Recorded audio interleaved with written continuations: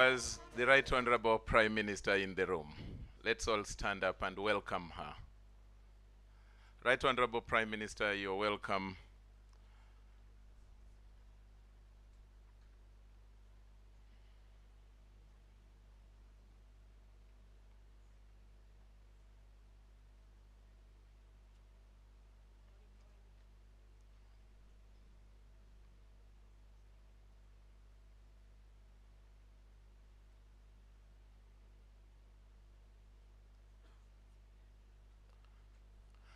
Anthems.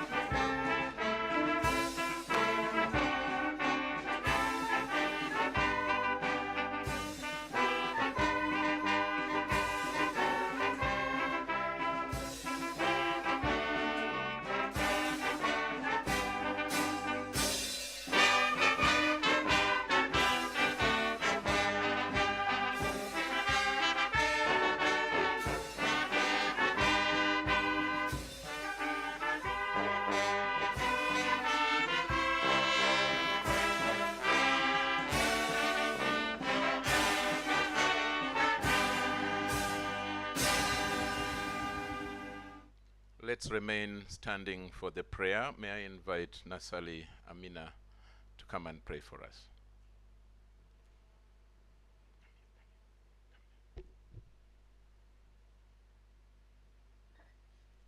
Thank you very much. Let's humble ourselves and pray. Loving God, we thank you for the gift of this new day. We thank you for the life and health you have granted us. We thank you for our families and our motherland, Uganda.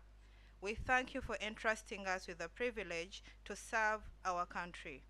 We implore you to grant us guidance during our deliberations, and may the discussions and decisions we make serve the best interest of our country and bring glory to your name. In your mighty name we have prayed. Amen. Thank you. You may be seated.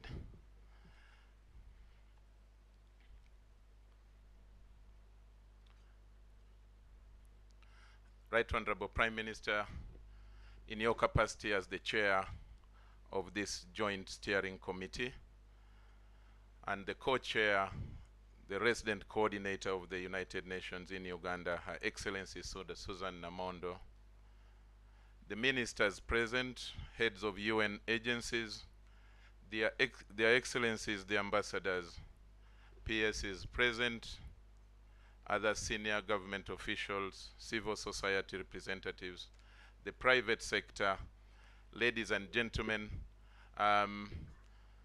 let's clap for this day and for having our chair and co-chair present with us in good health. Many times we take it for granted that we are healthy, but there are many other people out there who have not been able to wake up in good health and so cannot be here with us. Right Honorable Prime Minister, once again, you're most welcome to this UN Sustainable Development Cooperation Framework meeting. It's a joint steering committee and you chair it, and your co-chair is right on your left, the High Excellency, the UN RC. The purpose of this meeting today is to review the implementation of the 2023 UN Sustainable Development Cooperation Framework, a framework which is aligned to the NDP 3. It runs on a calendar year arrangement, and after this review, Right Honorable Prime Minister, you will be discussing and setting priorities for the coming year and beyond. Right Honorable Prime Minister, I just thought I should just give that glimpse into what we are going to be doing, but my role is only to welcome all of us here and then hand over to the Right Honorable Prime Minister as the chair, who will then invite her co-chair to make her remarks, but after the Right Honorable Prime Minister has made her own. Allow me now, Right Honorable Prime Minister, take the pleasure and honor to invite you to chair and start by making your remarks. You're most welcome, Right Honorable Prime Minister. Thank you so much. Honorable Ministers, Your Excellency, the United Nations Resident Coordinator, Your Excellencies, the Ambassadors, the Permanent Secretaries, and ladies and gentlemen, I welcome you all to the Joint Steering Committee meeting on the UN Sustainable Development Cooperation Framework for Uganda for the year 2021-2025. Our partnership with the UN, as outlined in the cooperation framework, supports development assistance to Uganda, enabling us to work together effectively and ensure that the cooperation benefits all Ugandans. I would like to express my gratitude to all UN agencies for their effort in supporting Uganda in achieving its development goals. The UN has worked with government, ministries, departments, and agencies across various areas, prioritizing transformative governance, sharing prosperity, and human well-being. This approach aligns with Uganda's national development objectives and has had a positive impact on the country's economic development. In the period under review, we have witnessed significant developments, as you are aware. Despite the impact of COVID-19, Uganda's economy has shown notable recovery with a growth rate of 4.6% in the year 2023, driven by increased national consumption. Agriculture, which employs 63% of the population, continues to play a significant role, contributing a quarter to the economy. We have mentioned fiscal stability with stable inflation and decreasing debt levels, indicating economic stability. Recently, Uganda met the criteria for graduation from the least developed countries to the middle income status, reflecting efforts in diversifying the economy and developing human assets. However, this milestone brings challenges, such as potential reductions in market access and foreign aid, as you all know. Our population has nearly tripled since 1990, with increasing pressure to ensure that benefits reach all youth and children, given our young population. Uganda continues to host over 1.5 million refugees, mainly from South Sudan, the Democratic Republic of Congo, Burundi, and more recently, Sudan. Our progressive refugee policies have garnered international praise, but put significant strain on resources in the country. In regional matters, Uganda plays a crucial role in peacekeeping and promoting stability. We have taken leadership roles in international forums, as you are aware, to represent the interest of developing countries through the non-allied movement and the G77 plus China, which role we took this year in January. And recently, I want to inform you colleagues that I represented the president in the UN when they handed over offices to us. And I want to thank the president for that. While we have made progress towards achieving the Sustainable Development Goals, challenges persist in areas such as food scarcity, health care,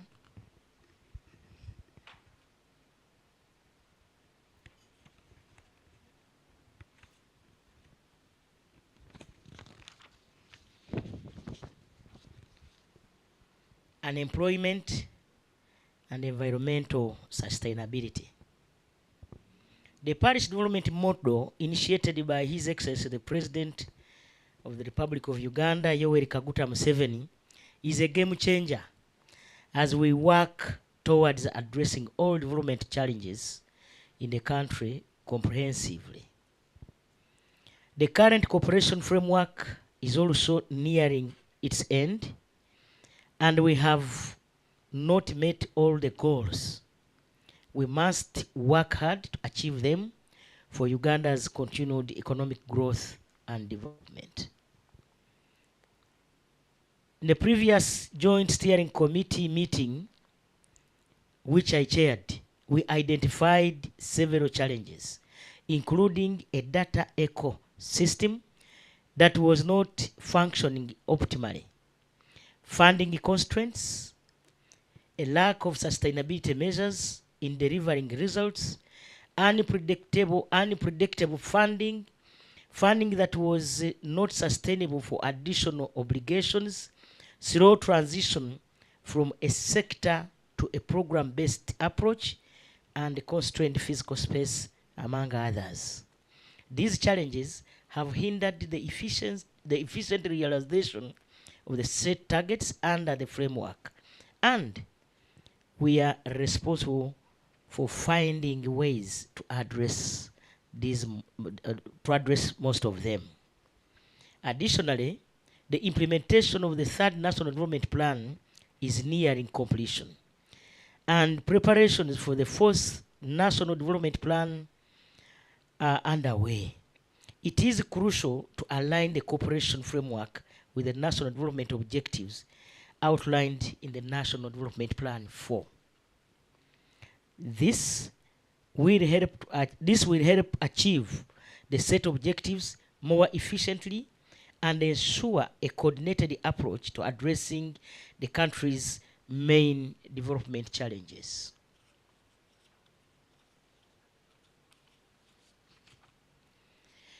As we receive the 2023 UN country results report, let us consider these and other emerging issues and ensure that they inform the development of the new cooperation framework 2026-2030. I thank you for listening to me for God and my country. Let me now take the honor and pleasure to invite you, Madam, to deliver your message. Thank you so much. Thank you.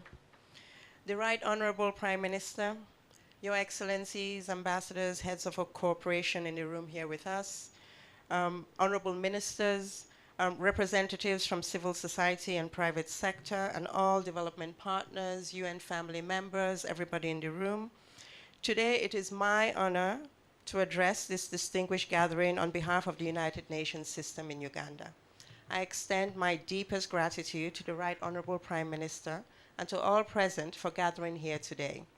This joint UN Government Steering Committee reflects our shared commitment to partnership progress and the principles of multilateral cooperation that underpin our collective efforts.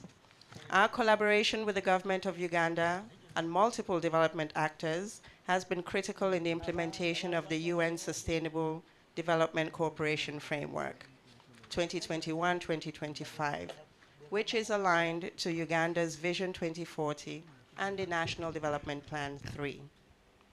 The year 2023 was pivotal yet challenging.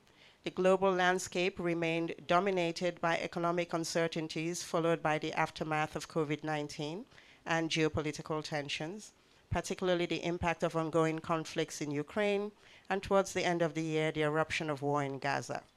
These conflicts are not only influencing and reshaping the global political and economic landscape, but also have profound implications for the development assistance, affecting funding and prioritization of initiatives worldwide. In Uganda, likewise, these disruptions were felt. And I went recently to the Ministry of Finance website, and there is a significant shortfall, from what I understand, between the funding and support that was available 2023-24 and what is likely to be available 2024-2025. And of course, this situation is unlikely to change dramatically soon. It therefore puts collective pressure on all of us to see how we can do different. And as every time of change, the sooner we adapt to doing things different, the better. It is an opportunity for us all to collectively do different, do better, be more efficient, be more effective. Reflecting on the outcome of last year's National Joint Steering Committee meeting, the UN was asked to strengthen and improve its coordination with the NDP3 implementation. And on that, I think we've made progress, Right Honorable, including in supporting your efforts to revitalize the National Partnership Forum.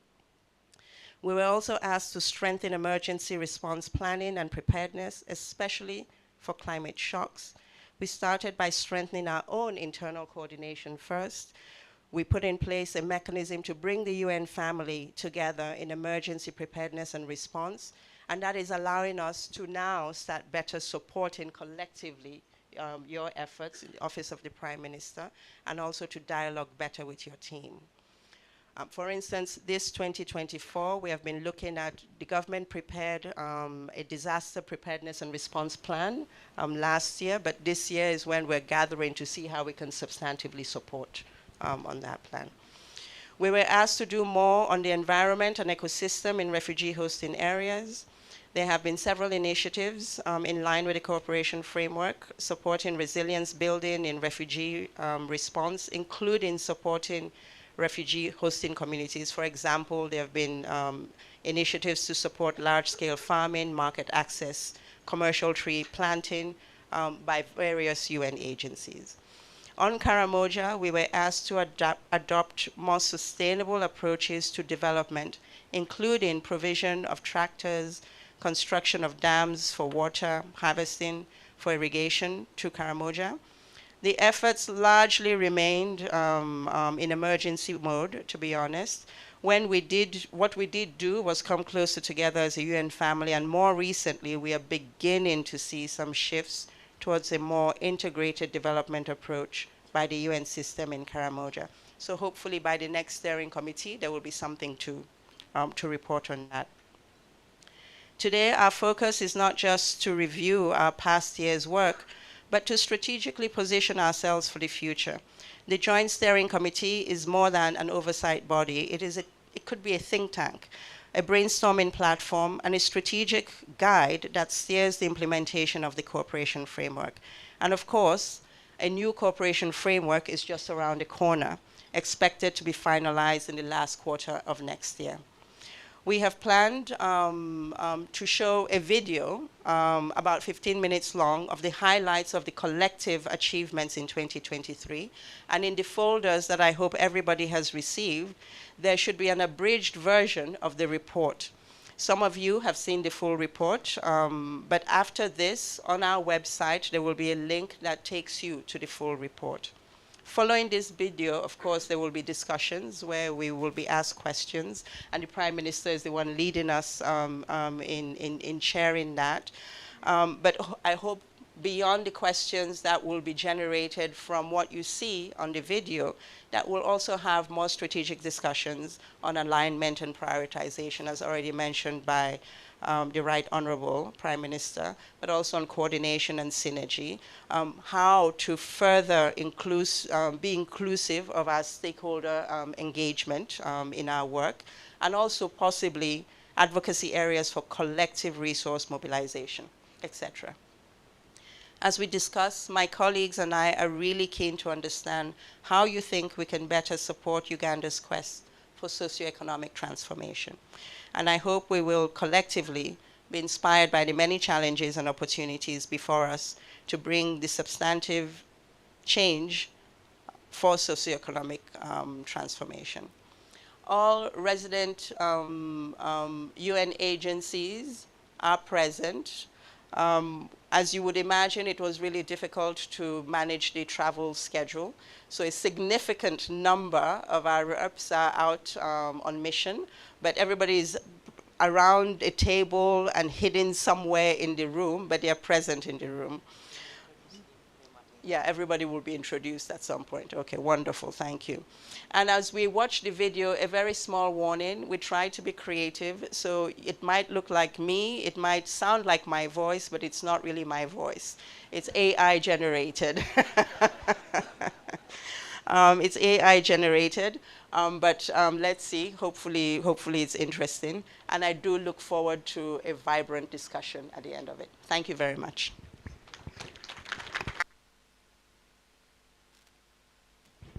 It is my pleasure to present to you our 2023 report on Uganda, a land of vibrant... Members, I was of the view that we get to know each other. We get to know each other, then the video will play later. Can I now take the honor to introduce the honorable ministers present?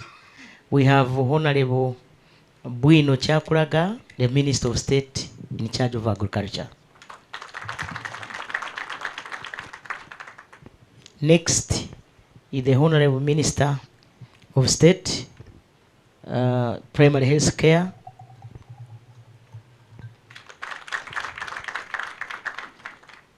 I saw another minister. Oh. Honorable Nabakova Judith, Minister in charge of lands, housing and urban development. I saw another minister. Yes, Honorable Okasai, Minister of State in charge of energy. I think those are the ones I saw. So, there is another minister down there? No. So can you introduce your people? Then the technical people, please stand up for recognition. The Permanent Secretary, Minister of Lands.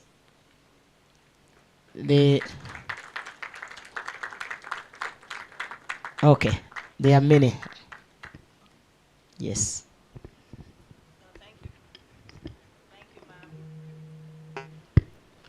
On our side, I'll start with our representative of IFAD, Mohamed El Ghazali.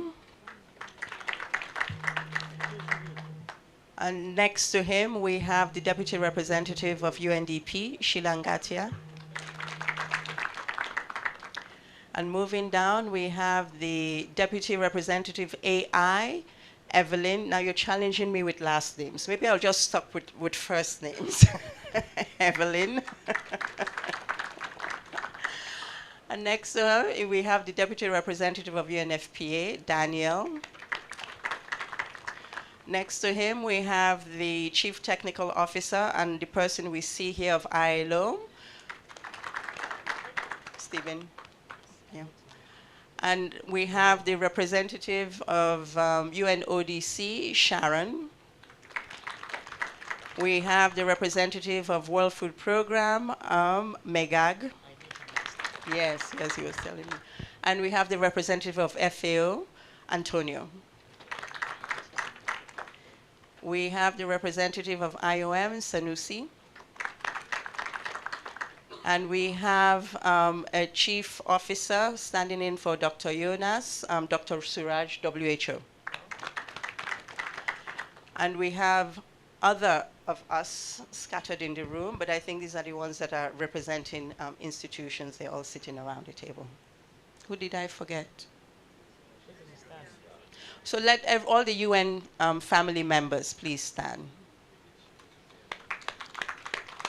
Oh, and we have UNHCR's deputy representative. My apologies. Jason. Okay, thank you.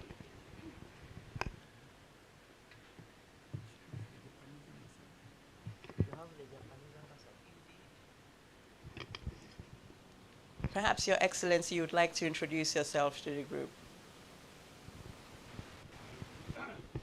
Take the microphone.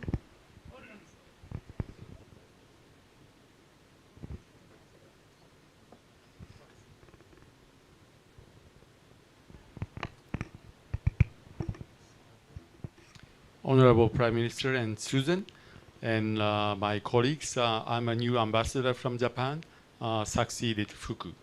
Thank you. Since we're introducing partners, maybe we should go around and all those who are represented as institutions should introduce themselves.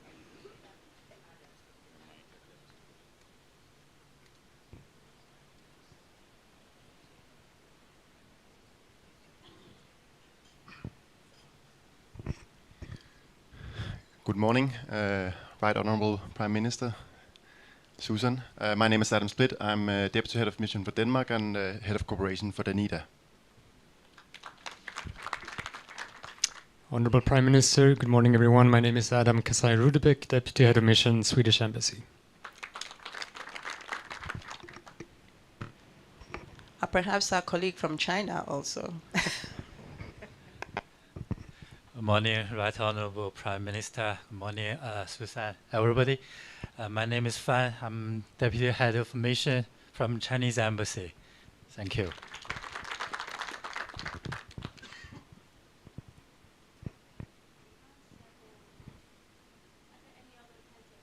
Are there any other heads of institutions here that should introduce themselves?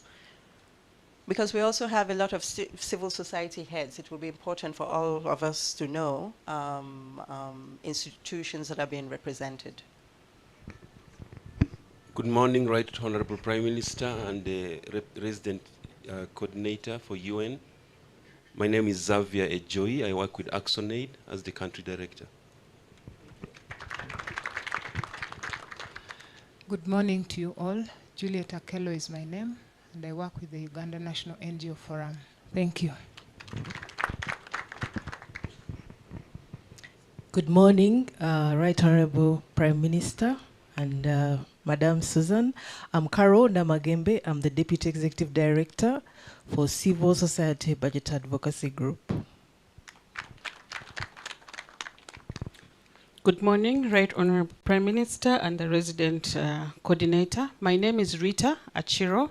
I work with Uganda Women's Network and I'm the Executive Director.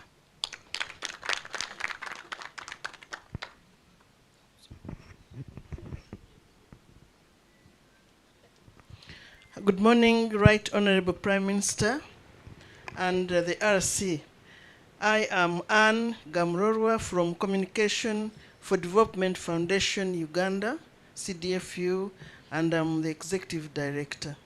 Thank you so much. Reverend Canon Professor Gideon Baguma Biamugisha.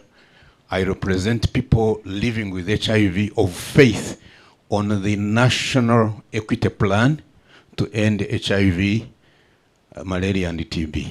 Thank you very much. Thank you so much. I think now that marks the end of our introductions. Can I request you now to play the video?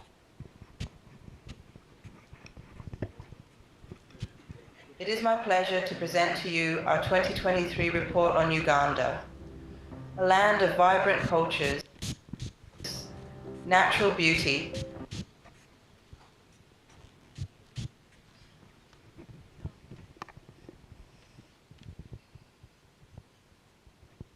Please go ahead.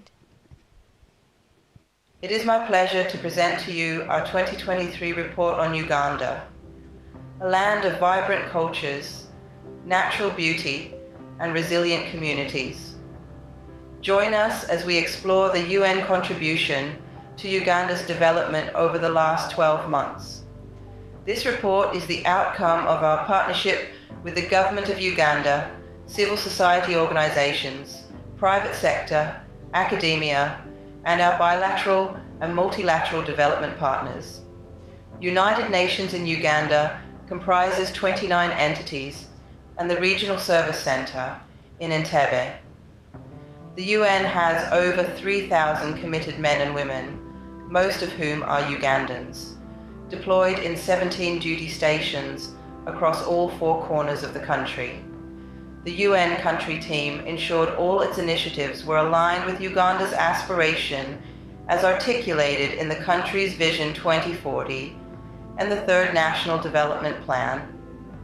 As we delve into this report, we will highlight our collective achievements and contributions, our future aspirations and lessons, and share heartwarming stories of Ugandans whose lives have been touched by our interventions over the last 12 months. In 2023, our priorities included working with the government to strengthen governance systems in a way that ensures every citizen has a voice and every voice matters. We also engage government on increased productivity and decent employment, recognizing the vital role of economic empowerment in breaking the cycle of poverty. We work towards encouraging responsible management and protection of natural resources, acknowledging that our survival and well-being are intrinsically linked to the health of our planet. We also advocated for equitable access and utilization of essential social and protection services, believing that everyone, regardless of their circumstance, deserves a chance at a better life. Gender equality and human rights have been at the forefront of our agenda. We worked with our partners to ensure the promotion, protection, and fulfillment of these fundamental principles, recognizing that they are not merely ideals to aspire to, but rights to be upheld. These priorities are in alignment with Uganda's National Development Plan 3. Now let's get into the results. On inclusive and transformative governance, our efforts contributed to improved access to justice through technical, financial, and operational assistance to courts, prisons, the judiciary, the Ministry of Justice and Constitutional Affairs, and other justice institutions. In partnership with the government, we supported about 1.2 million people with registration for legal identity, including children and refugees. 1.3 million Ugandans gained from increased access to justice through UN supports. Through additional UN facilitation support, there was an expansion of state-funded legal aid services from 45 to 50 magisterial areas in 2023, underscoring further progress on access to justice. Overall, disposal of cases increased from 52% in 2020 to 63% in 2023. The UN supported the transformation of 8 cross-border management systems from manual or paper-based to digital border management information system. This has increased the number of border control points in the country using border management information system from 15 to 23 out of 67 border control posts on Gazette. Security forces and the Uganda Human Rights Commission were engaged by the United Nations to ensure protection of rights through community dialogues that further enhance linkages from districts to national levels. Here is Pelus Tuhais, a district councillor representing the women of Chegegwa town, who participated in trainings on peace building, conflict prevention and countering violent extremism. She attested to having enhanced capacity as a woman peace mediator, which has enabled her collaboration with other women and resulted in the establishment of the Chegegwa Women Mediator Network. On shared prosperity in a healthy environment, we have seen increased access to electricity, clean cooking technologies, access to clean water, and protection of natural resources, including land and freshwater sites. The country's approach to sustainable management of natural resources involves initiatives such as sustainable land management and climate-smart agriculture, conservation of wetlands, biodiversity, and management of surface and groundwater systems. Uganda has significant of terrestrial freshwater sites and important biodiversity that is protected, with 72.2% of terrestrial sites and 48.5% of freshwater sites under protection, as reported in 2022. The UN supports contributed to over 55,000 hectares of natural resources, including forests, wetlands, and rangelands, put under sustainable management. UN and the Ministry of Agriculture made significant strides towards sustainable agriculture with over 1.6 million farmers, including from refugee settlement, supported to gain access to 746 acres of land for agricultural production, enabling farmers to delve into value chain enterprise development in crops such as passion fruits, cassava, sesame, and soybeans. Notably, in Terego and Madiokolo districts, 334 acres of land were allocated to refugee households, leading to a remarkable harvest of sesame valued at over 235 million Ugandan shillings. This effort not only bolstered food security and nutrition, but also generated 26,000 job opportunities for youth and women in the districts. Farmers in Karamoja gained increased access to markets for their produce. As a result, a total of about 11,800 farmers from 10 organizations realized $2 million in revenue boost by selling about 2,300 metric tons of produce to the WFP school feeding program. In collaboration with the Ministry of Agriculture, Animal Industry and Fisheries, the UN supported the establishment of 2 women-led large-scale commercial farms of cereals, oilseeds, and legumes that involve 70 acres in Moroto and 900 acres in the Nakapiripirit districts. Zabibu Ayakoru here is a digital agent and a farmer in Yumbe who benefited from the UN support on closing the digital skills gap. As a digital agent, Zabibu now teaches farmers how to use the UG Farmer solution to access agronomy information, inputs and markets using basic or smart mobile phones. On human well-being and resilience, UN advocacy played an important role in the government of Uganda joining the School Meals Coalition, an international initiative that aims to address the global challenge of school hunger and malnutrition. As a result, the Ministry of Education and Sports has developed a draft national school feeding policy and is conducting regional consultations as part of the policy development process. Moreover, the UN was crucial in ensuring 240,000 teachers were retooled and mentored through an institutionalized continuous professional development structure. On nutrition, sexual and reproductive health and rights, HIV and AIDS, child and maternal health, the UN worked with the Ministry of Health and other actors that ensured vitamin A supplementation reached over 5 million children, achieving a 62.3% national coverage. The support included integrated services, with 8.5 million people across all regions reached on sexual and reproductive health and rights, HIV and AIDS, and gender-based violence prevention. Nearly 1 million pregnant women were given iron folic acid supplements at antenatal care visits, a key public health measure aimed at lowering incidences of low birth weight, maternal anemia, and iron deficiency. On nationwide malnutrition detection, over 3.1 million children were screened in 2023 using the family-led mid-upper arm circumference approach. This has enabled mothers and other caregivers to identify and refer malnourished children, with 58,000 treated for severe acute malnutrition and 76,000 benefited from the management of moderate acute malnutrition.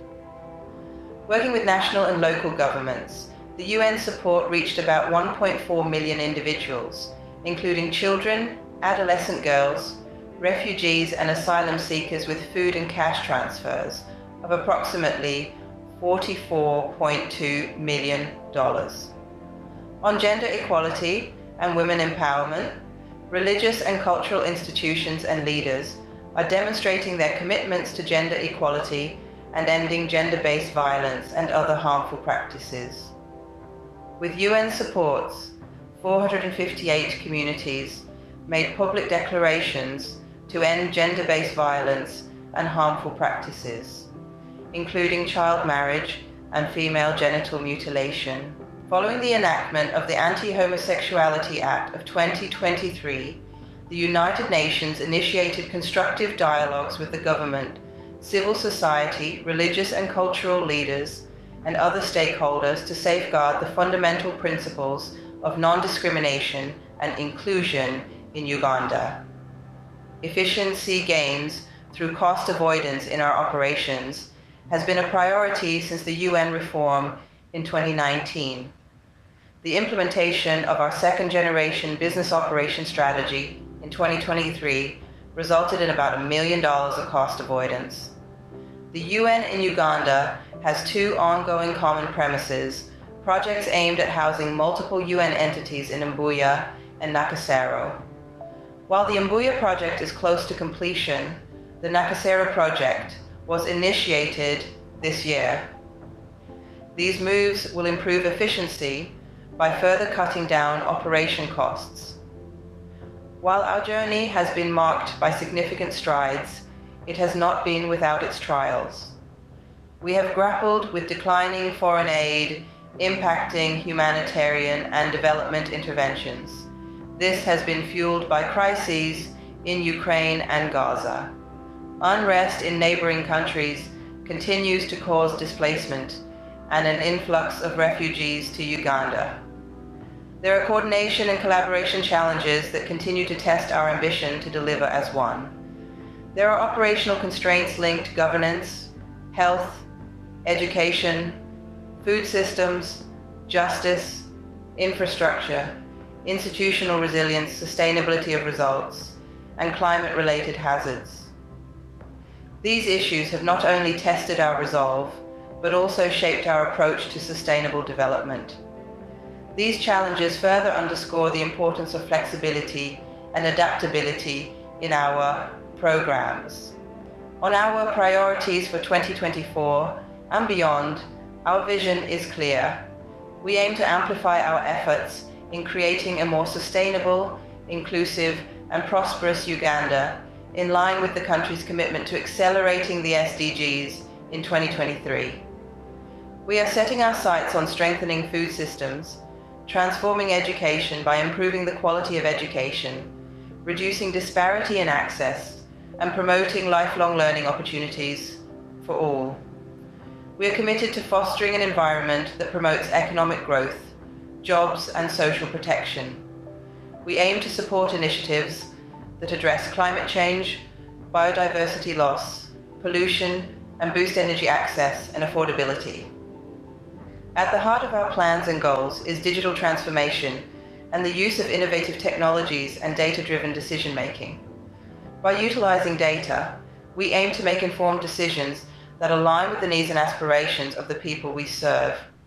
Our plans and goals may appear ambitious, but we are confident that with our collective efforts and unwavering commitments, we can turn these aspirations into reality.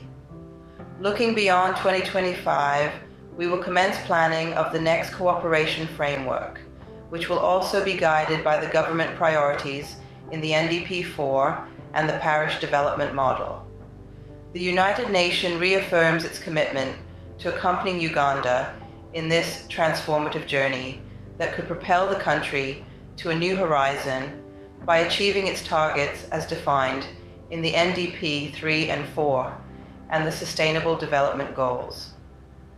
At this point, I would like to thank all members of the National Joint Steering Committee for your continued support and collaboration. The UN acknowledges your commitment and dedication, which has been instrumental in our quest to contribute to sustainable development in this great nation. I would like to acknowledge the significant role of the government of Uganda and extend our sincere appreciation to His Excellency, President Museveni, for his commitment to socio-economic transformation in Uganda. The UN country team is particularly grateful to the Office of the Prime Minister and the efforts of the Right Honourable Prime Minister, Robina Nabanja, in facilitating the work of UN in the country. I also, on behalf of the UN country team, recognize the important role played by all ministries, departments, agencies, and local authorities in delivering these results. I thank our development partners, especially our donors, without whom none of this would have been possible. I commend the role of our civil society organization partners, the private sector and academia in delivering development together. As we look forward to the years ahead, let's continue to strengthen our partnership and ensure that our collective efforts leave no one behind. Together, we can build a more prosperous, cohesive, and sustainable future for all Ugandans. For more details on the report, please refer to the full version in hard or soft copy available on our UN Uganda website at uganda.un.org. I thank you all for being here with us. Thank you.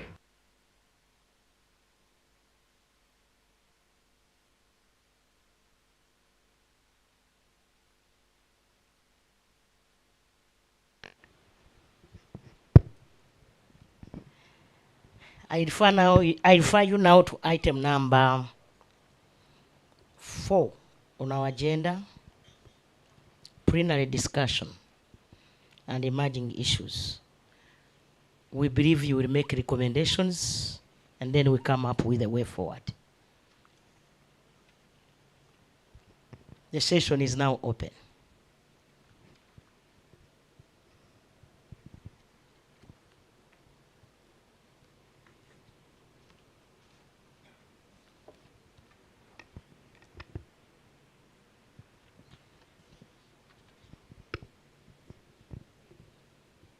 Japan, do you have anything to say? Give him the microphone.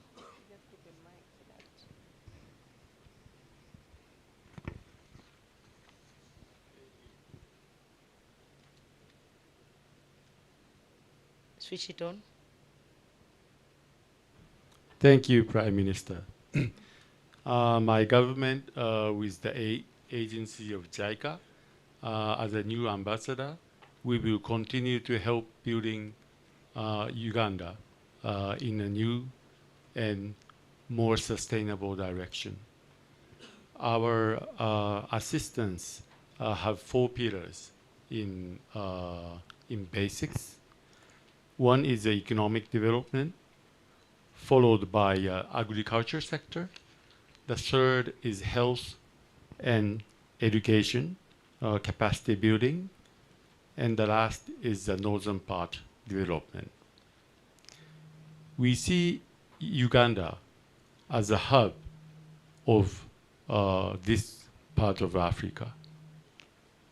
And if you have development in here, that will spill over to the neighboring countries, which is not only good for Uganda, but entire region. And I believe you have abundant resources with quite a huge potential.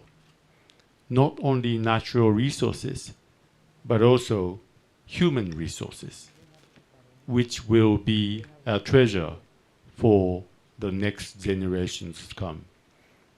Japan would like to invest to this new generation as well, and that will create a new future for Uganda and for us all. Thank you. Thank you so much. PS Minister of Lands, any comments?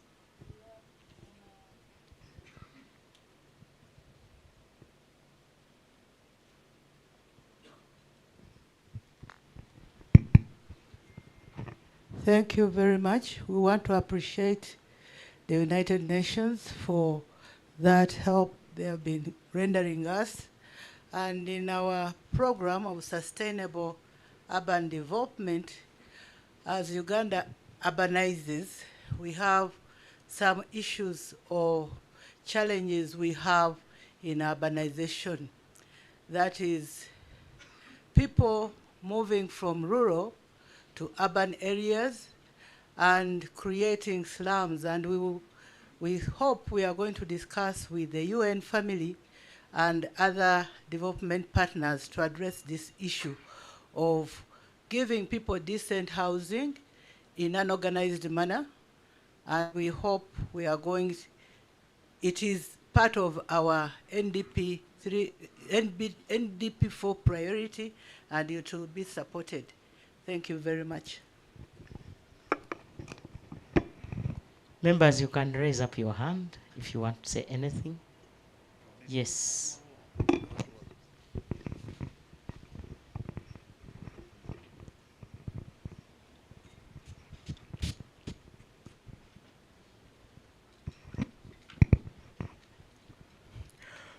Yeah, Honorable Prime Minister, members present here, in your different capacities. My name is Mokasa Apollo. I represent the constituency of persons with disabilities here in this room. And we are a number of us here who are coming from the civil society sector representing persons with disabilities. They are around me here. We've been officially invited for this discussion. I want to thank the presentation being made today by what the contribution of UN agency in the socio-economic development of the country. As I was watching the video very carefully, followed by what was going on, I want to commend the UN agency for the work they've done to contribute towards the development of the country, Uganda. But however, as all of us we know here in this room, as the presentation mentioned, we are moving towards the slogan of leaving no one behind. All the SDGs which are following, which are trying to implement, they are one or the other guided by that slogan, leaving no one behind. But as I was listening and watching the video, I hardly saw the indicators or the achievements or the commitment of UN agencies towards disability inclusion. If I missed it, maybe I didn't see it, but I saw at least the presentation mentioning around issues of equality, issues of women empowerment, issues of youth, but I hardly saw our sector of disability being part of the commitment of the UN agencies. What am I going to say? We hereby request the UN agencies who are here, the ambassadors, the PS, and all agents who are here, as we're developing indicators for development of this country, Uganda, let's not forget that there's also a sector, there are also people like persons with disabilities who are more vulnerable, who are more isolated, but should be part and parcel of what the development of the country is, Uganda today, here today. So, on Prime Minister, thank you and so Co-Chair, much. this is my concern. Thank you so much. Thank you so much. Sweden. Members, you can raise up your hand and I pick you. Yes, please. After Sweden, then you, in that order. Thank you. Right Honorable Resident Coordinator, let me start by just appreciating the opportunity to participate here today. It's, of course, an important opportunity to recognize joint commitment to principles of cooperation, the tremendous results of the cooperation as seen through the video, of course, and yeah, to add, the challenges that still persist as raised by many.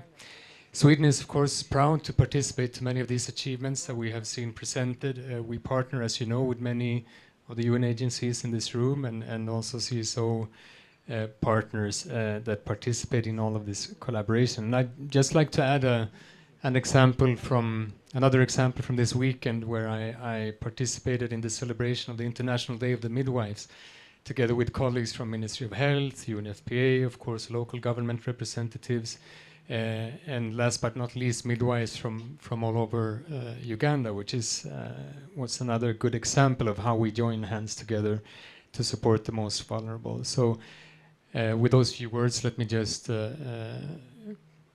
say that Sweden, as part of Team Europe, we remain committed to working together with the government and UN and other partners in making sure that we leave no one behind going forward. Thank you very much.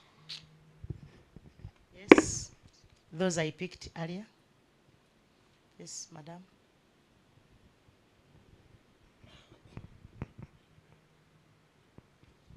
Give her a microphone. Right Honorable Prime Minister and Excellency Susan, as well as other dignitaries in the room.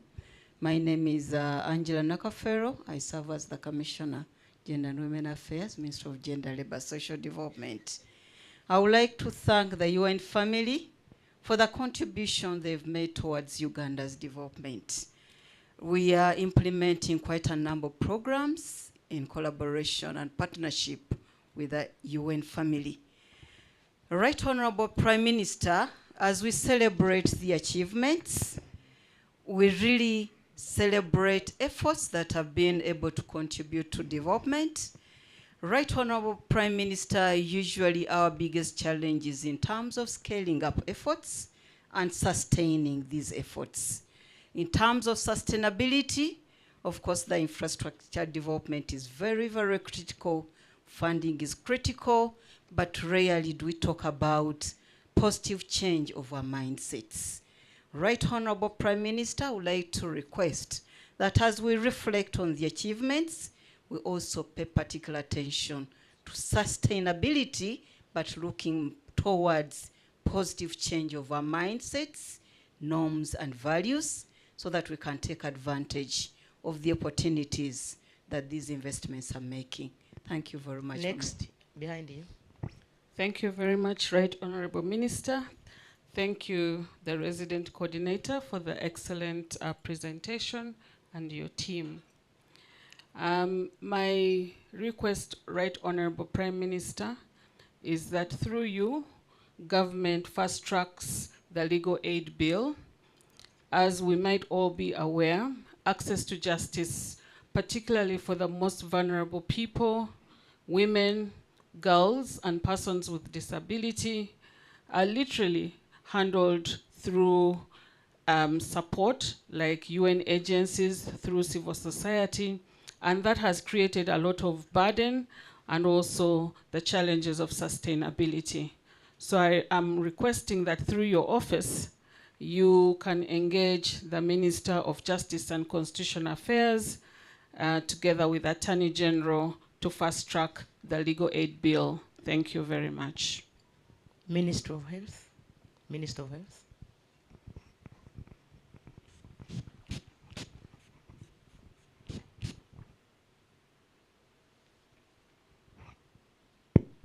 Thank you, Right Honorable Prime Minister and our UN representative. We're really excited in this meeting, and one of the things that triggered my mind as I watched the video is lack of food security in a country of abundance. Some of it caused by climate change, but some of it caused by complacence of the communities. Because most of the Ugandan land is arable. And remember, once we get malnourished children, or even adults, this brings a very big burden to the health sector. And so under the health sector, we really work on promotion, health promotion, because 75% of the disease burden that we are battling right now is actually preventable. Cardiovascular diseases, non-communicable diseases, all are preventable. By the way, even HIV and AIDS is preventable. If you live a responsible life, you won't get HIV. Accidents are preventable. But if you go to our health sector, you find we are really burdened by the number of accidents. 90% of them in Kampala here caused by border riders and their clients. So if we engage more in health promotion, we shall reduce the burden on the health sector. If people really got the information that they need to live a healthy life, live in healthy conditions, avoid unnecessary engagement in sex when they are young, promiscuity, because even teenage pregnancies increase the maternal mortality deaths. So we really need to engage more. United Nations needs to help the health sector to prevent these diseases, to prevent these occurrences, so that at least people live healthy, because a healthy nation, we have 75% of the population under 35. So we have very young people who adapt quickly. So if we could engage more in health promotion through schools, through other channels, churches. That's the most relevant way I see to bring down the disease burden. Thank you very much. I beg to submit. Yes. The gentleman behind there. Joseph. Thank you, Right Honorable Prime Minister. Finance now. If I may stand, please. I'm Joseph Enyimu.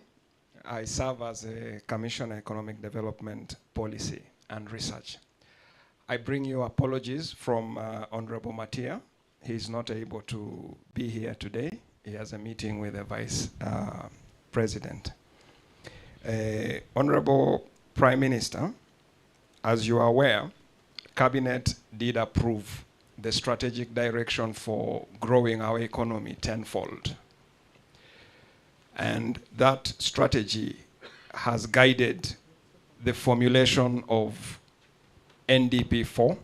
We have a strategic target to double our economy by 2030. That means attaining a double-digit growth rate within the next 5 years.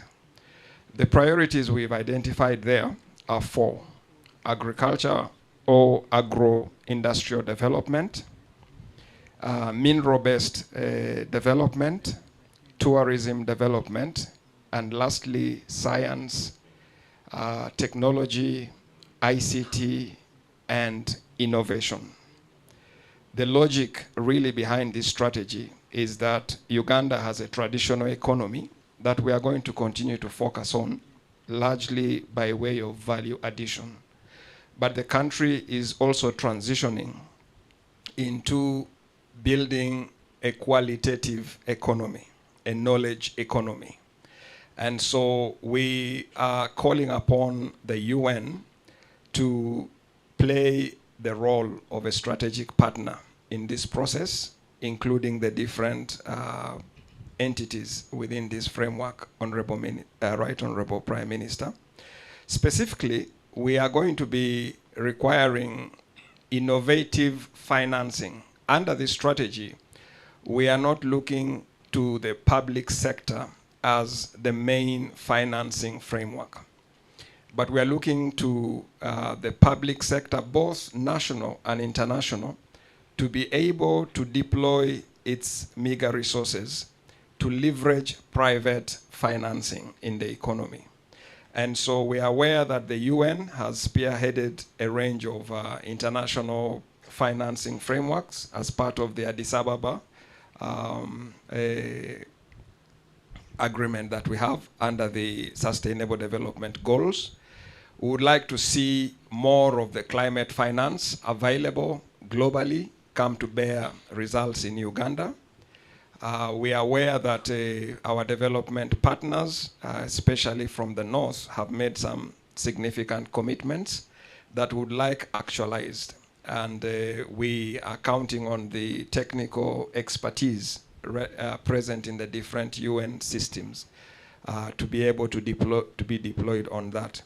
Right Honorable Prime Minister, I think the other point we want to make, of course, is the role of the UN system. I wanted you to talk about the loss and damage fund. I think they will talk about it. I was with you in Dubai, COP28. They talked about the loss and damage fund. Where is it? Continue. Yes, the participation and the engagement of the UN system in the PDM is something that we are looking forward to. As you know, the PDM focuses on a whole of government approach at the parish level. And the different entities of the UN, we call upon them to be relevant in the program working groups, as well as the pillar working groups where we are formulating the measures and addressing the data issues pertinent. We appreciate the UN support in terms of building national level data systems, but as you know, leaving no one behind means you need granular data at the lower local government level, administrative data. So we are looking at building the systems that will facilitate those data systems to take root. Right Honorable Prime Minister, at the Ministry of Finance, we've just established a climate finance unit that is beginning the process of piecing together the mechanisms for positioning Uganda to be able to attract this financing. And we are looking at also the collaboration of the UN in being able to actualize the plans we have already articulated there.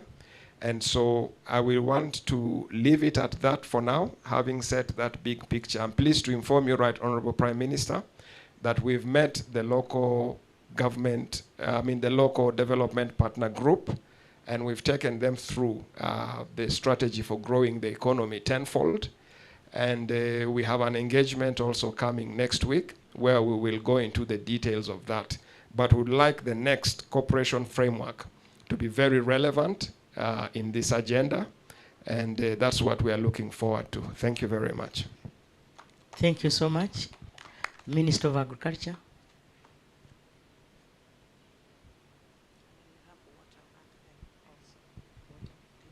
Thank you very much, Right Honorable Prime Minister, Excellency, the UN Resident Coordinator, and distinguished participants. My name is Fred Bwino Chakulaga, the Minister of State for Agriculture. I bring apologies from my senior colleague, Honorable Frank, who is away on official duties. The Ministry of Agriculture, Industry and Fisheries appreciates the contribution of the UN family in implementation of our mandate as a ministry. And I want to confirm that we collaborate between the ministry and the UN family in very many activities, and we appreciate that. However, in the presentation by the resident coordinator, one exciting area that you mentioned is more alignment of your interventions to the country's aspirations or plans. And the previous speaker has just said that you need to align your activities to the PDM, because PDM is a game changer, and we expect a lot of results from it.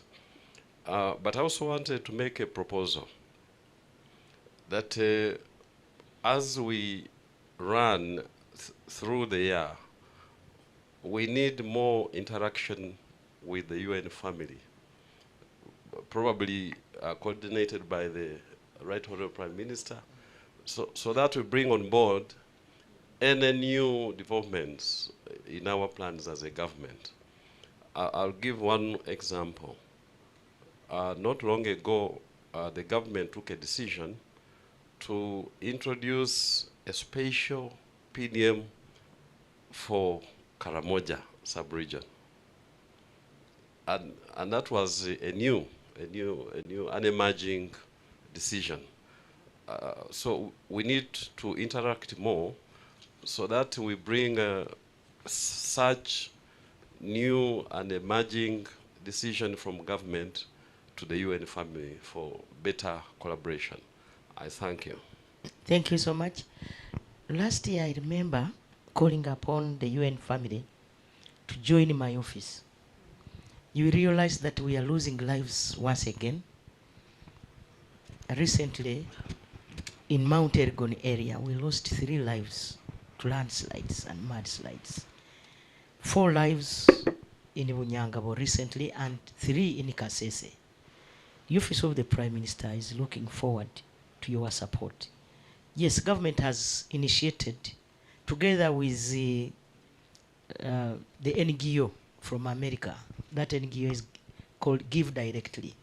And we are deciding to relocate some of this because they are living in dangerous enclaves. But our resource envelope is not as able to relocate all people who are vulnerable to mudslides and landslides across the country. We have started with Bududa, we are going to Namusindwa, then other Mount Elgon areas.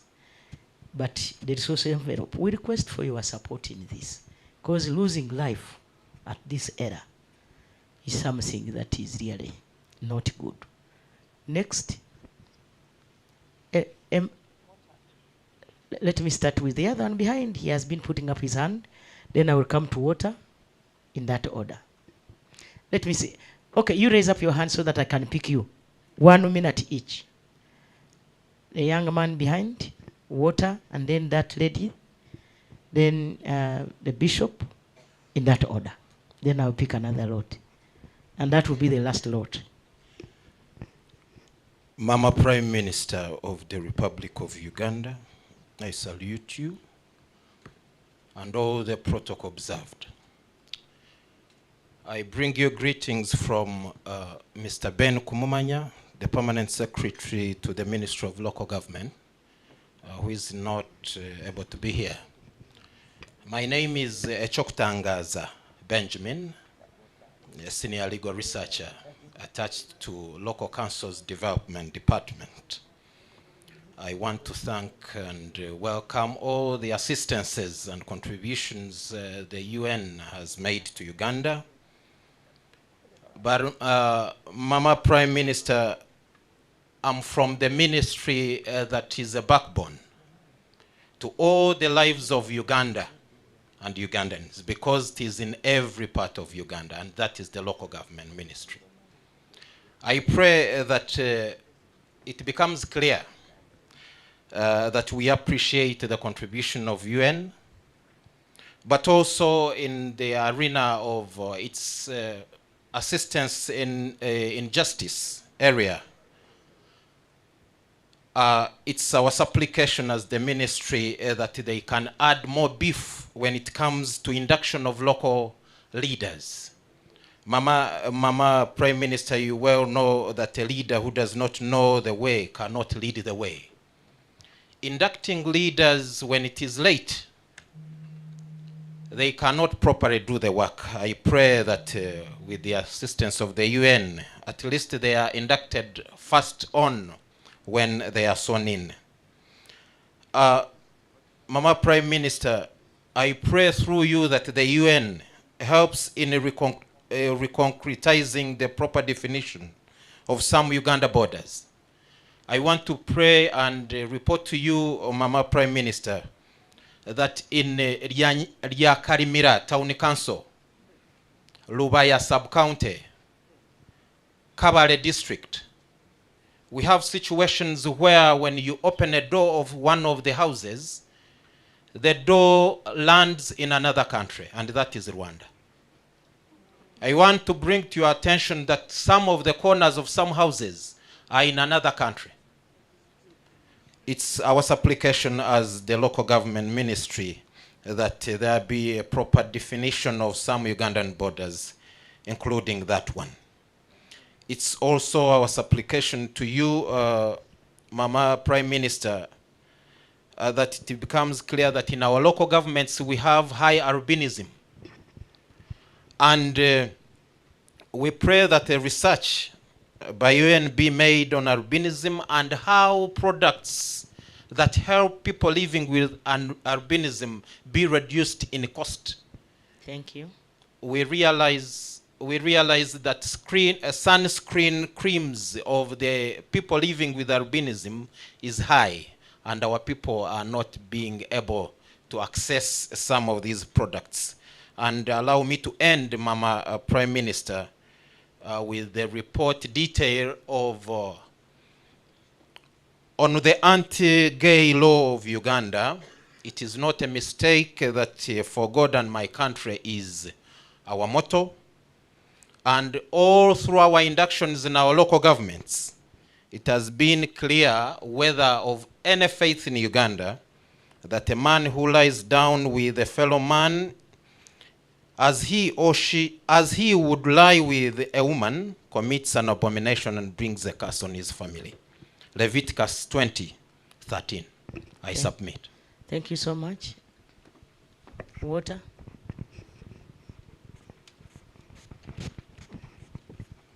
I think we can use 2 mics so that somebody is here and the other one is the other side. Can we have another person who will help us? Thank you very much, Right Honorable Prime Minister, the Resident Coordinator. We are going this side. And all delegates here. I bring you greetings from the Minister of Water and Environment and the Permanent Secretary who are not able to be here. They are out of the country. I'm called Dr. Kalis Tindimugaya. I'm a Director for Water Resources Management. Right Honorable Prime Minister and delegates here, all of us are aware that Uganda is actually underwater. Most of the areas in Uganda are flooded. We have rising water levels. And as I speak today, the Lake Victoria level has reached the highest ever reached.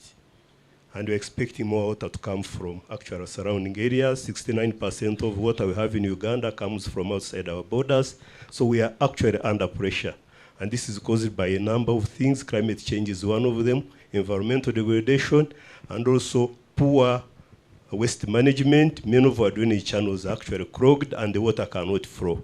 So Right Honorable Prime Minister, one of the things we would request the UN to support us to address these challenges. The UN Secretary General established a program on early warning for all initiative, which we would want to request the UN family to support us to operationalize so that we can address these challenges and ensure that water becomes an opportunity and not a problem. Also, we would want support to harvest this water so that when it is available, we store it and use it for various productive purposes. The restoration of ecosystem, Honorable Prime Minister, is very key.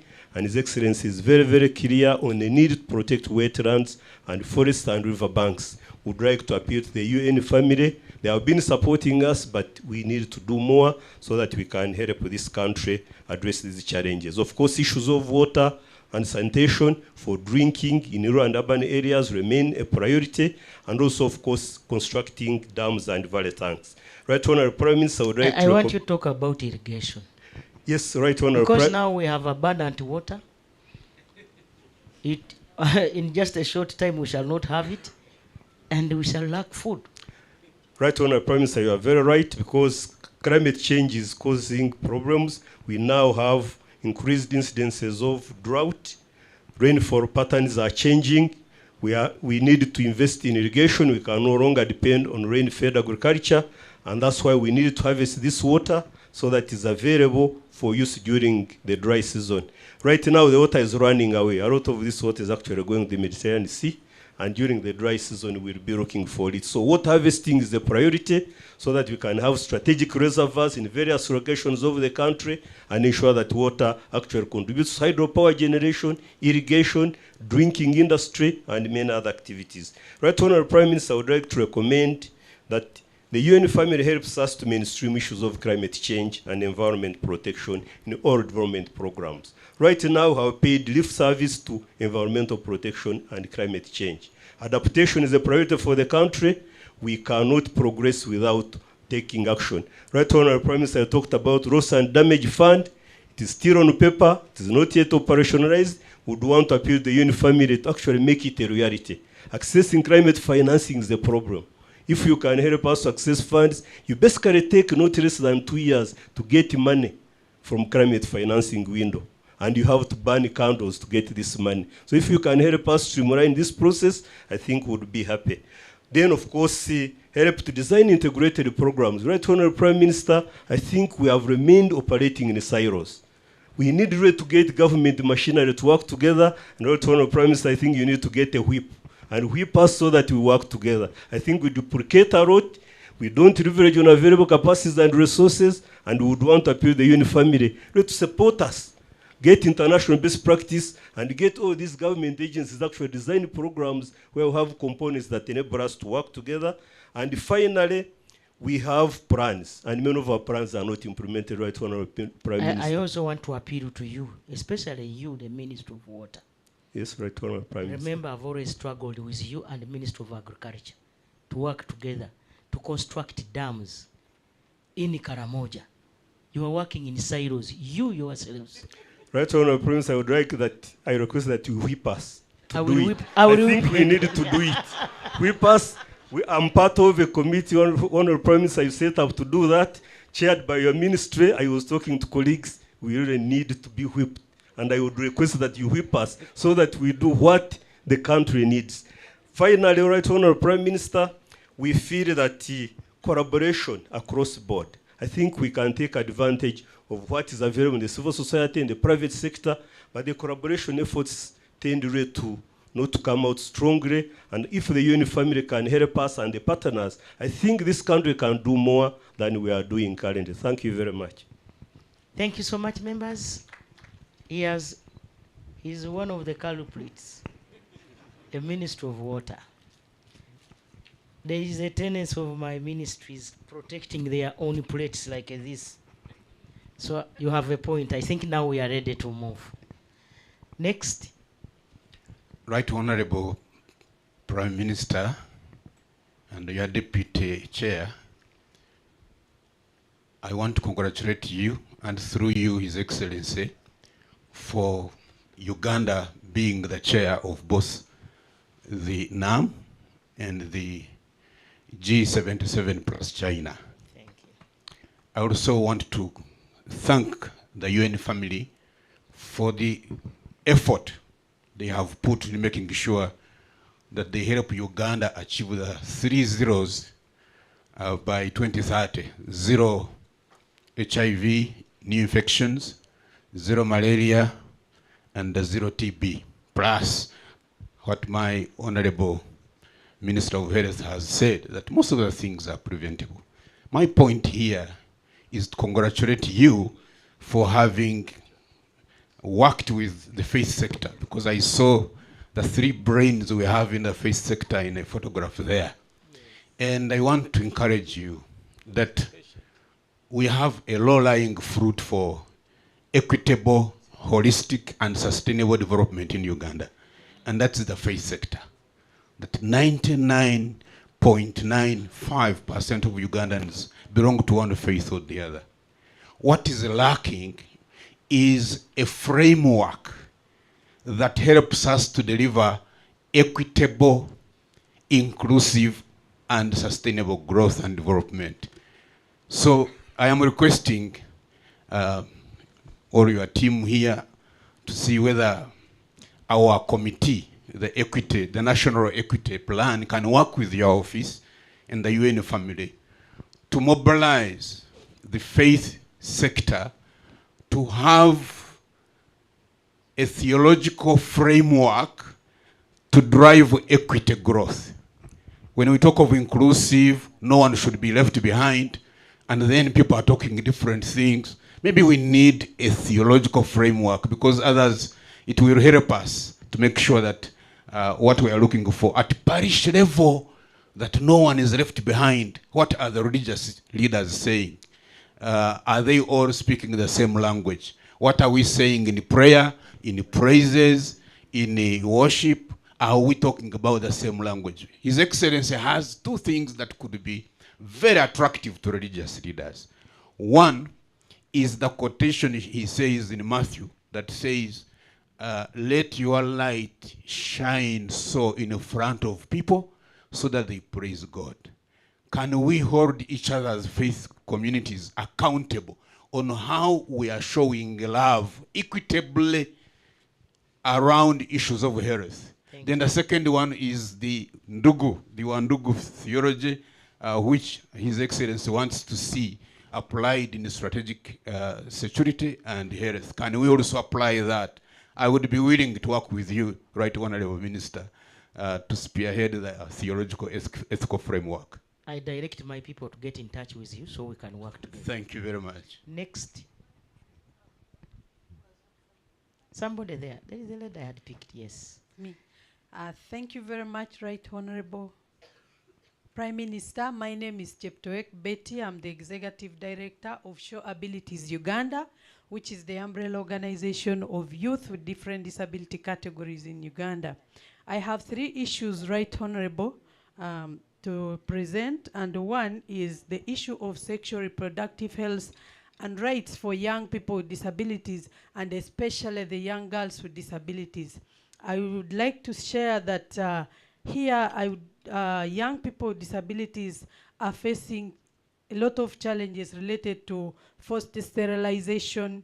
They don't have any rights to their body autonomy, and I think including information, access to sexual reproductive health and rights. And I really want to recommend that if it is possible, Right Honorable Prime Minister, can we implore as an opportunity to do research around this to support the young girls with disabilities and the young boys who cannot access the health facilities to get this information, because the services are there in health facilities, but these people are locked up in houses and they cannot even take any decision about their rights. Then two, I would like to talk about one of the commitments that I want to thank our government, Uganda, is providing the access to justice, sign language interpreters in the justice system. How far is this? I would like to hear about how far the implementation of this has gone, because the young people with disabilities, for example, the deaf, I know of so many of them that have been taken to court for crimes, but then because there is no sign language interpreter, they are kept there, and every time they are supposed to go for hearing, they will say there is no sign language interpreter, and they keep them in cells for even over 3 years. We have supported one of them, and we couldn't go far. And then finally, in meaningful decision making again for young people with disabilities, I would like to really commend the government for providing affirmative action. And I want to say that many of the young people with disabilities, through affirmative action, including myself, have really gone far in education, but the challenge is that there is still a bit of shrinking space for them to participate in meaningful decision making from village to national level, because even in participating in persons with disabilities elections, it is still very difficult because of the 5 people who have to be electing the members of parliament. Can we find a way where these policies can be reviewed so that everybody participates in meaningful decision making for persons with disabilities? Your point is very clear. Thank you. Next. Okay, I'm now getting another cohort. Can I request the Minister of Energy, Minister of Lands, then my brother down there, and then you. Right Honorable Prime Minister Suzanne, Your Excellencies, Okaso Polot is my name, Minister of State for Energy, representing the energy sector. All of us realize how critical energy is in development. It plays a leading role. And in the COP28, we launched an integrated energy strategic plan for Uganda, which we are now implementing. While my colleague of water was lamenting over the rising water, to me, it is a good opportunity to generate electricity, which is quite interesting. Because now I can put all my turbines full blast without any hesitation. And this one is integrated within our integrated energy development for Uganda, where we're trying to exploit all the various potential energy sources for the country. Uganda is quite rich in energy sources. Water is one of them, the principal, which we're using for generating the major electricity now. But we have other sources. Sun, when the sun comes, I'm also excited because I can use it for electricity generation. Now, the ministry, through that integrated strategy, we intend to promote, actually to save the environment using clean energy. We are looking at clean energy sources for the development of this country. Here, I wish to point out Uganda is using clean sources of energy more than 90%. But at the current rate, we have got to save the biomass by focusing more in developing those sustainable sources of energy. Our intention is to provide clean energy throughout the country, universal coverage for the country in 2030. And if we are to do this with a focus of the refugees and the refugee development hosting communities, UN agencies, as we focus to the refugees, we need to promote the use of clean energy sources, because wherever they are, there's degradation of environment. There is cutting of forests for energy. Our strategy as a ministry is actually focusing on the refugee and the refugee hosting communities to provide clean sources of energy for development in all aspects: education, health, and cooking, which usually takes most of the biomass in the refugee hosting communities. Thank you so much.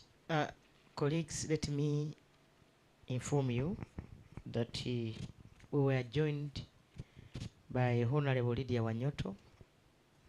She's the chairperson, national. She sits on SEC, on the NRM committee.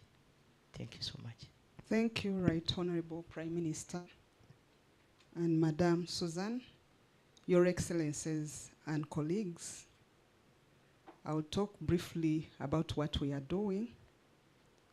We are emphasizing land tenure security to all Ugandans, and government is trying to ensure that even the vulnerable get their land registered. An interesting program which we are carrying out is registration of land for host communities in refugee districts. We are in 11 districts. And what we have done is to title land for the communities, but also sensitize them and strengthen their relationship with their refugees. We are not only doing that, we are doing other activities in those 11 districts to enhance the relationship. We are doing markets for the people, play fields.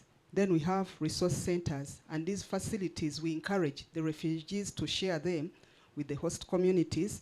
And where we have set those facilities, we are seeing improvement in relationship, but also reducing on the conflicts in such areas. We are also trying to look at the infrastructure in those areas where refugees are being hosted. And in addition to that, we are looking at also sustainable urbanization and housing.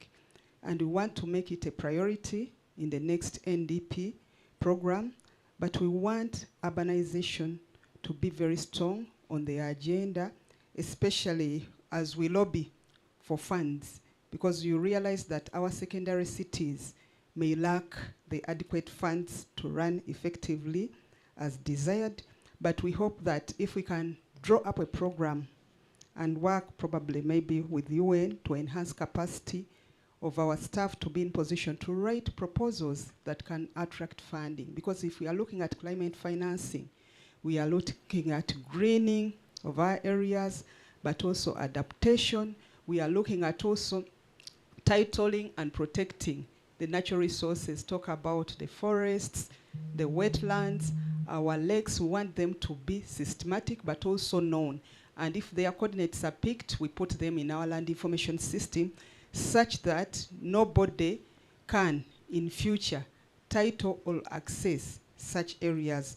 Those are the endeavors we are trying to do in land, and we hope that we shall be in position to do more and more. And lastly, we would request that in addition to PDM, if we can have a program designed for the urban dwellers, because we realize that the population congregates a lot in urban areas, and most of the people who congregate there, majority, we call them urban poor, but we need programs that can enhance their livelihood, especially when it comes to earning a minimum standard of living, but also to be in position for them to participate in the different activities that are taking place in their respective cities and urban areas.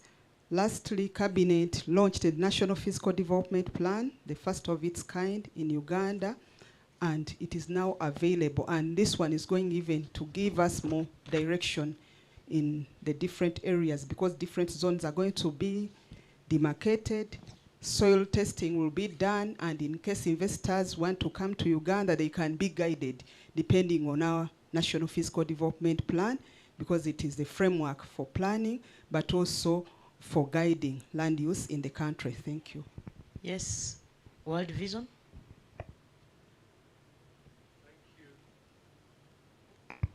Thank you, Right Honourable Prime Minister and UN Resident Coordinator. It's a pleasure to speak on behalf of World Vision. My name is Richard Rumsey. I'm the Programme Director representing our Country Director here. And World Vision has been supporting the people of Uganda and the government of Uganda since 1986, walking this long development journey. And as we think about the next 5 years, the biggest question in my mind is one of acceleration, speeding up the process of change. Many of the speakers today have talked about individual sectoral solutions to the challenges being faced. We know that the solutions are largely in multi-sector solutions to some of these intractable extreme poverty questions. We're very, very supportive of the parish development model and growth in the economy right at the local level. World Vision and our partner Vision Fund have been promoting economic change right at that level for some time now, and we see that is where the game changer is. Bringing private finance into local economic solutions, I believe, is one of the game changers. Colleague talked about climate financing as well, and we believe that's a new source, as of course the major sources of donor money coming into Uganda are decreasing. We've got to look at alternative homegrown solutions, and the growth of the private sector seems one of those. One other brief point on the issue of mindset change that the colleague from the Ministry of Gender raised. We've noted that much of the issues that development agencies work on is shifting people from this sense of dependency to a sense of self-empowerment and solutions that are generated at that level. We believe that mindset change works very well when you address people's attitudes, their aspirations, their sense of hope for a better future. We have seen huge economic changes at a community level when you don't just provide financial solutions, but you address the issue around mindset. So just to say, World Vision remains supportive of this next phase of development, and we ask that we would do so much to accelerate progress. I think that is really the issue. We've got 2030 in mind. We want to get there with those zeros at the end of the story. So thank you so much. Thank you so much. I want to appreciate World Vision's contribution in my district. You have connected most of our town centers to water, clean water. I didn't see this in your report, but those people have done us proud. Next, I had picked somebody there. Thank you so much, Right Honorable Prime Minister and Your Excellence, the Resident Coordinator. My name is Faith Myra, and today here I'm representing youth-led organizations and the UNFPA. I think I'm just here to remind the UN family and the government that we are forgetting the biggest resource of this country, which is the youth, the young people. I think if we start looking at them from the perspective of a resource that could support implementation, ideation, design, accountability, monitoring, I think we could really move forward. I would like to appreciate you, Right Honorable Minister, and the UN family that today I'm in this room for the first time. But ideally, there's so many people that could take on, young people that could take on conversations of such frameworks, policies, development plans, but we're not bringing them on board, so they don't understand. So can we move to that direction? And trust me, I'll be here to testify with you the acceleration that you're looking for. Thank you. Members, I wanted you to take a note of the following.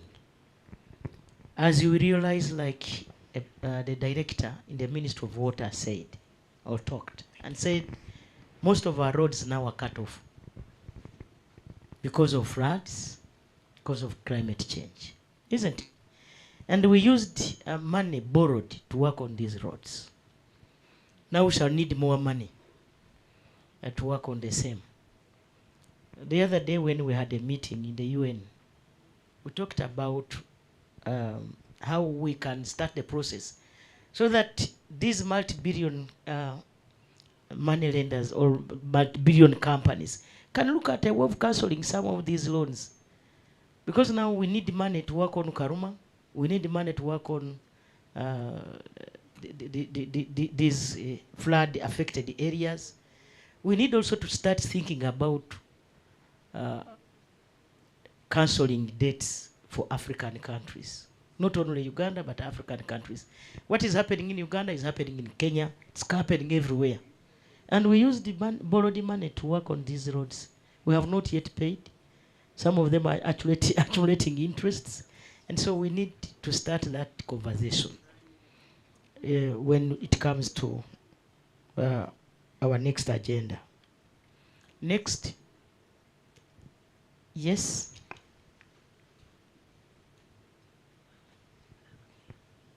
Give him a mic. Is he the last? I think he's the last. Okay, you'll be the last person.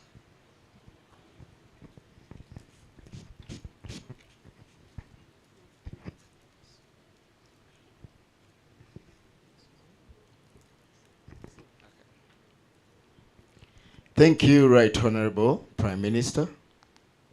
My name is Twalib, and I'm the president for the National Deaf Youth. We, the deaf people, are not yet satisfied with the SDG 4 because we have not yet achieved that quality education yet. Because we have different categories of disabilities.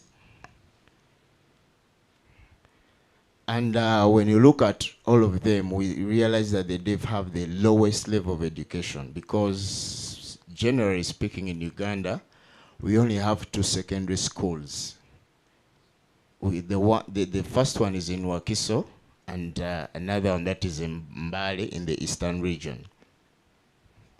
But many deaf youths from the western cannot manage to make it to those schools because sometimes the parents cannot afford money to transport them. So SDG 4, we see that is not yet achieved. So we really want request to see that the government helps in building more secondary schools to enable our education. Thank you, Honorable Prime Minister. Thank you so much.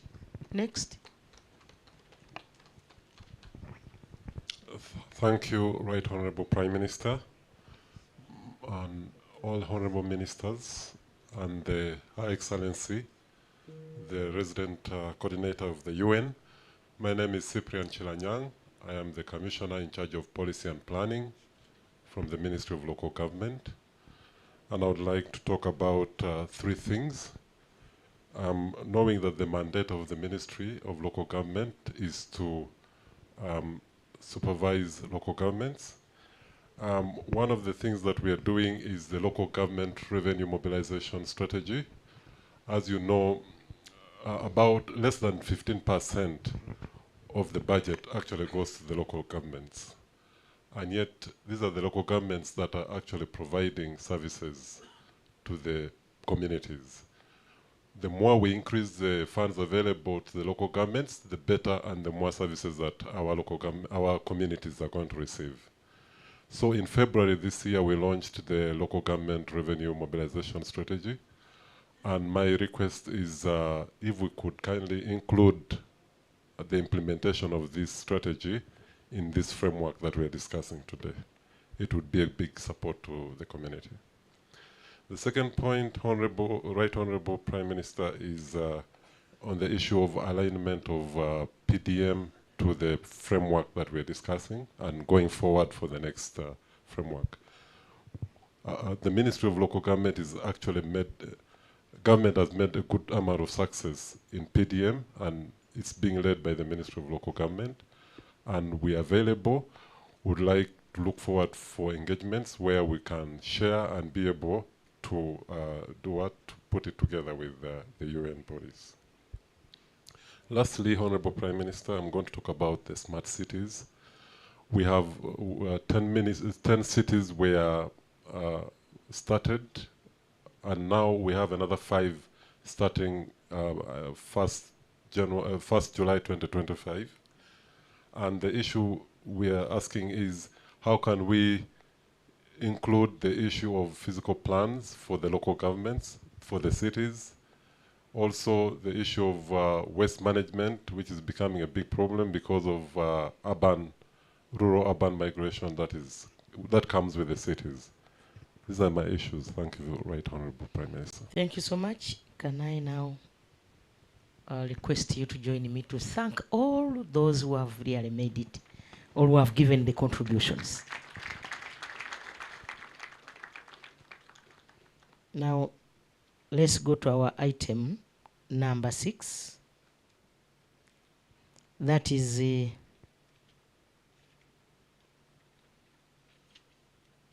we expect the presenter to be you, and we are now making a presentation and discussion of the roadmap for the new cooperation framework 2026-2030.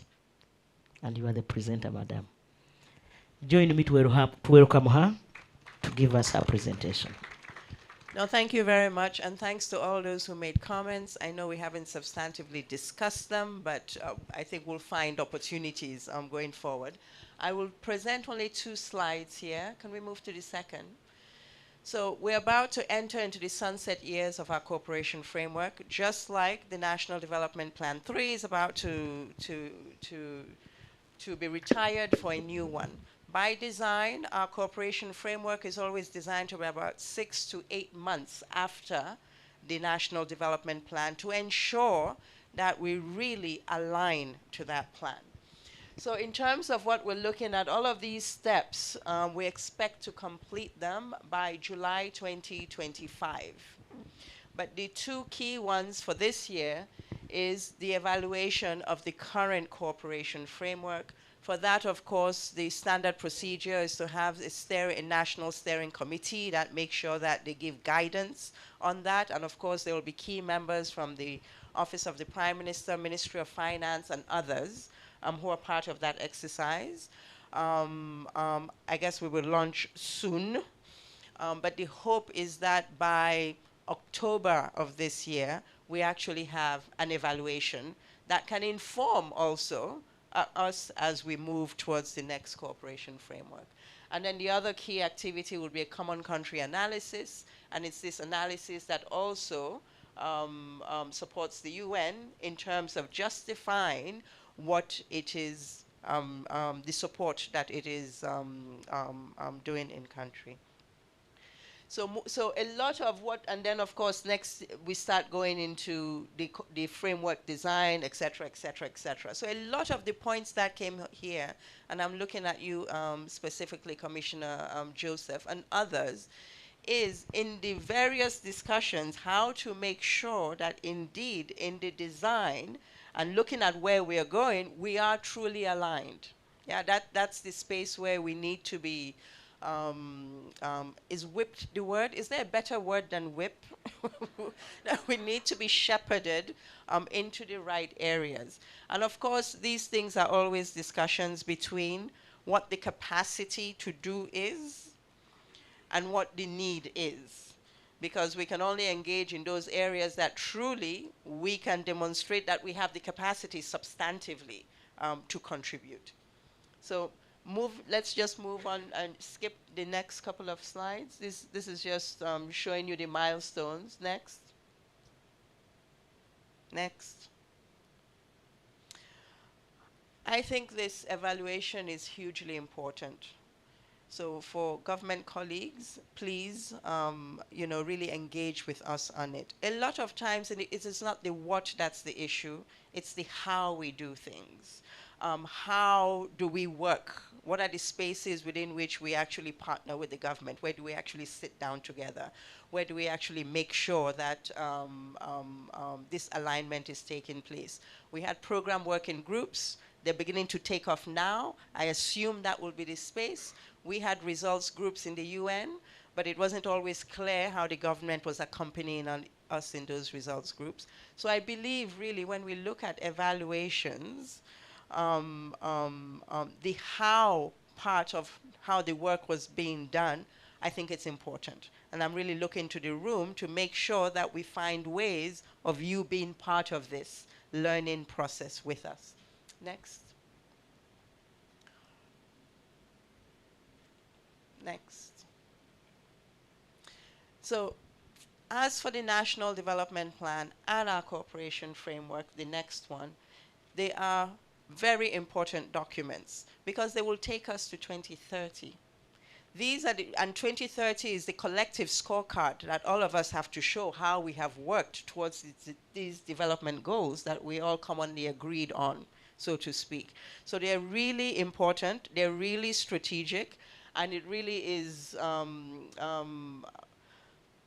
and we know that some of the challenges we're facing is going to force us to try and do things differently. I think a number of that came in the room. We need to be innovative. How are we going to be innovative and strategic and not count on perhaps the level of funding that perhaps we've been used to, but how to leverage those for greater financing, etc. So they're really important documents. And we really, in the way that we work, it's through extensive consultation with a various network of partners, and we really count on all of you to support us in this process to make sure that indeed we deliver on this. So that's it. As we prepare our cooperation framework, which will be launched about 6 to 8 months after, we expect, after the National Development Plan, but generally from January 2026, we expect. Thank you. I request that you give us your closing remarks. Because you are second. I mean, you are again the next speaker. Why don't you do it once and for all? So this has been a very efficient meeting. No, but first and foremost, thank you. Thank you for the comments. We heard the comments. There's not been time to really discuss them, but we've heard the comments. If I can quickly speak to some of them. When you mention things like urban housing, etc., so we'll find in the discussion to see if truly we're in a position to substantively help in those areas. Fully agree with Commissioner Nakafero on scale and sustainability. It is a perennial challenge. And for scale and sustainability, quite frankly, that's where we need to make sure that we are coming closer together. There's a tendency to do pilots to learn. And then financing may be a problem, so then it doesn't scale.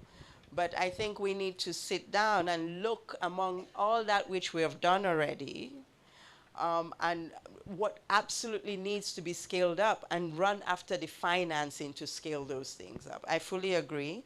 Some of the other things, the legal aid bill, let's talk more about that, how to be supported. I know that agencies didn't have the opportunity to talk, but I think they might have had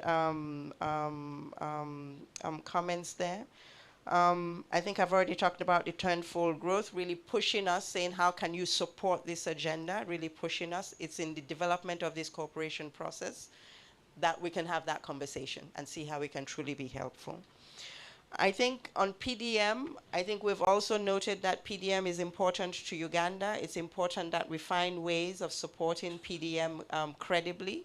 I think what we're trying to do earlier, Right Honorable, is to see if, I know that there was a plan already being led by local government, but it was not clear, the roadmap that all partners could sort of be part of for PDM, and I think some work was done under UNDP there and Makerere University. Perhaps, again, under your stewardship, Right Honorable, really pulling us around the table to see exactly how we can come in on PDM. Joseph, you're frowning, but how we can come in on PDM. But we have noted that it is important. And on PDM, I was very excited to hear about the special PDM for Karamoja. We'll follow up on those discussions with you, Honorable Minister. And I think when the comment was being made by the Minister of Lands, perhaps there should be a special PDM for urban areas. I don't know. But anyways, we have noted PDM. What I'm looking forward, what was mentioned by the colleague from water and others, this is the era of preparedness.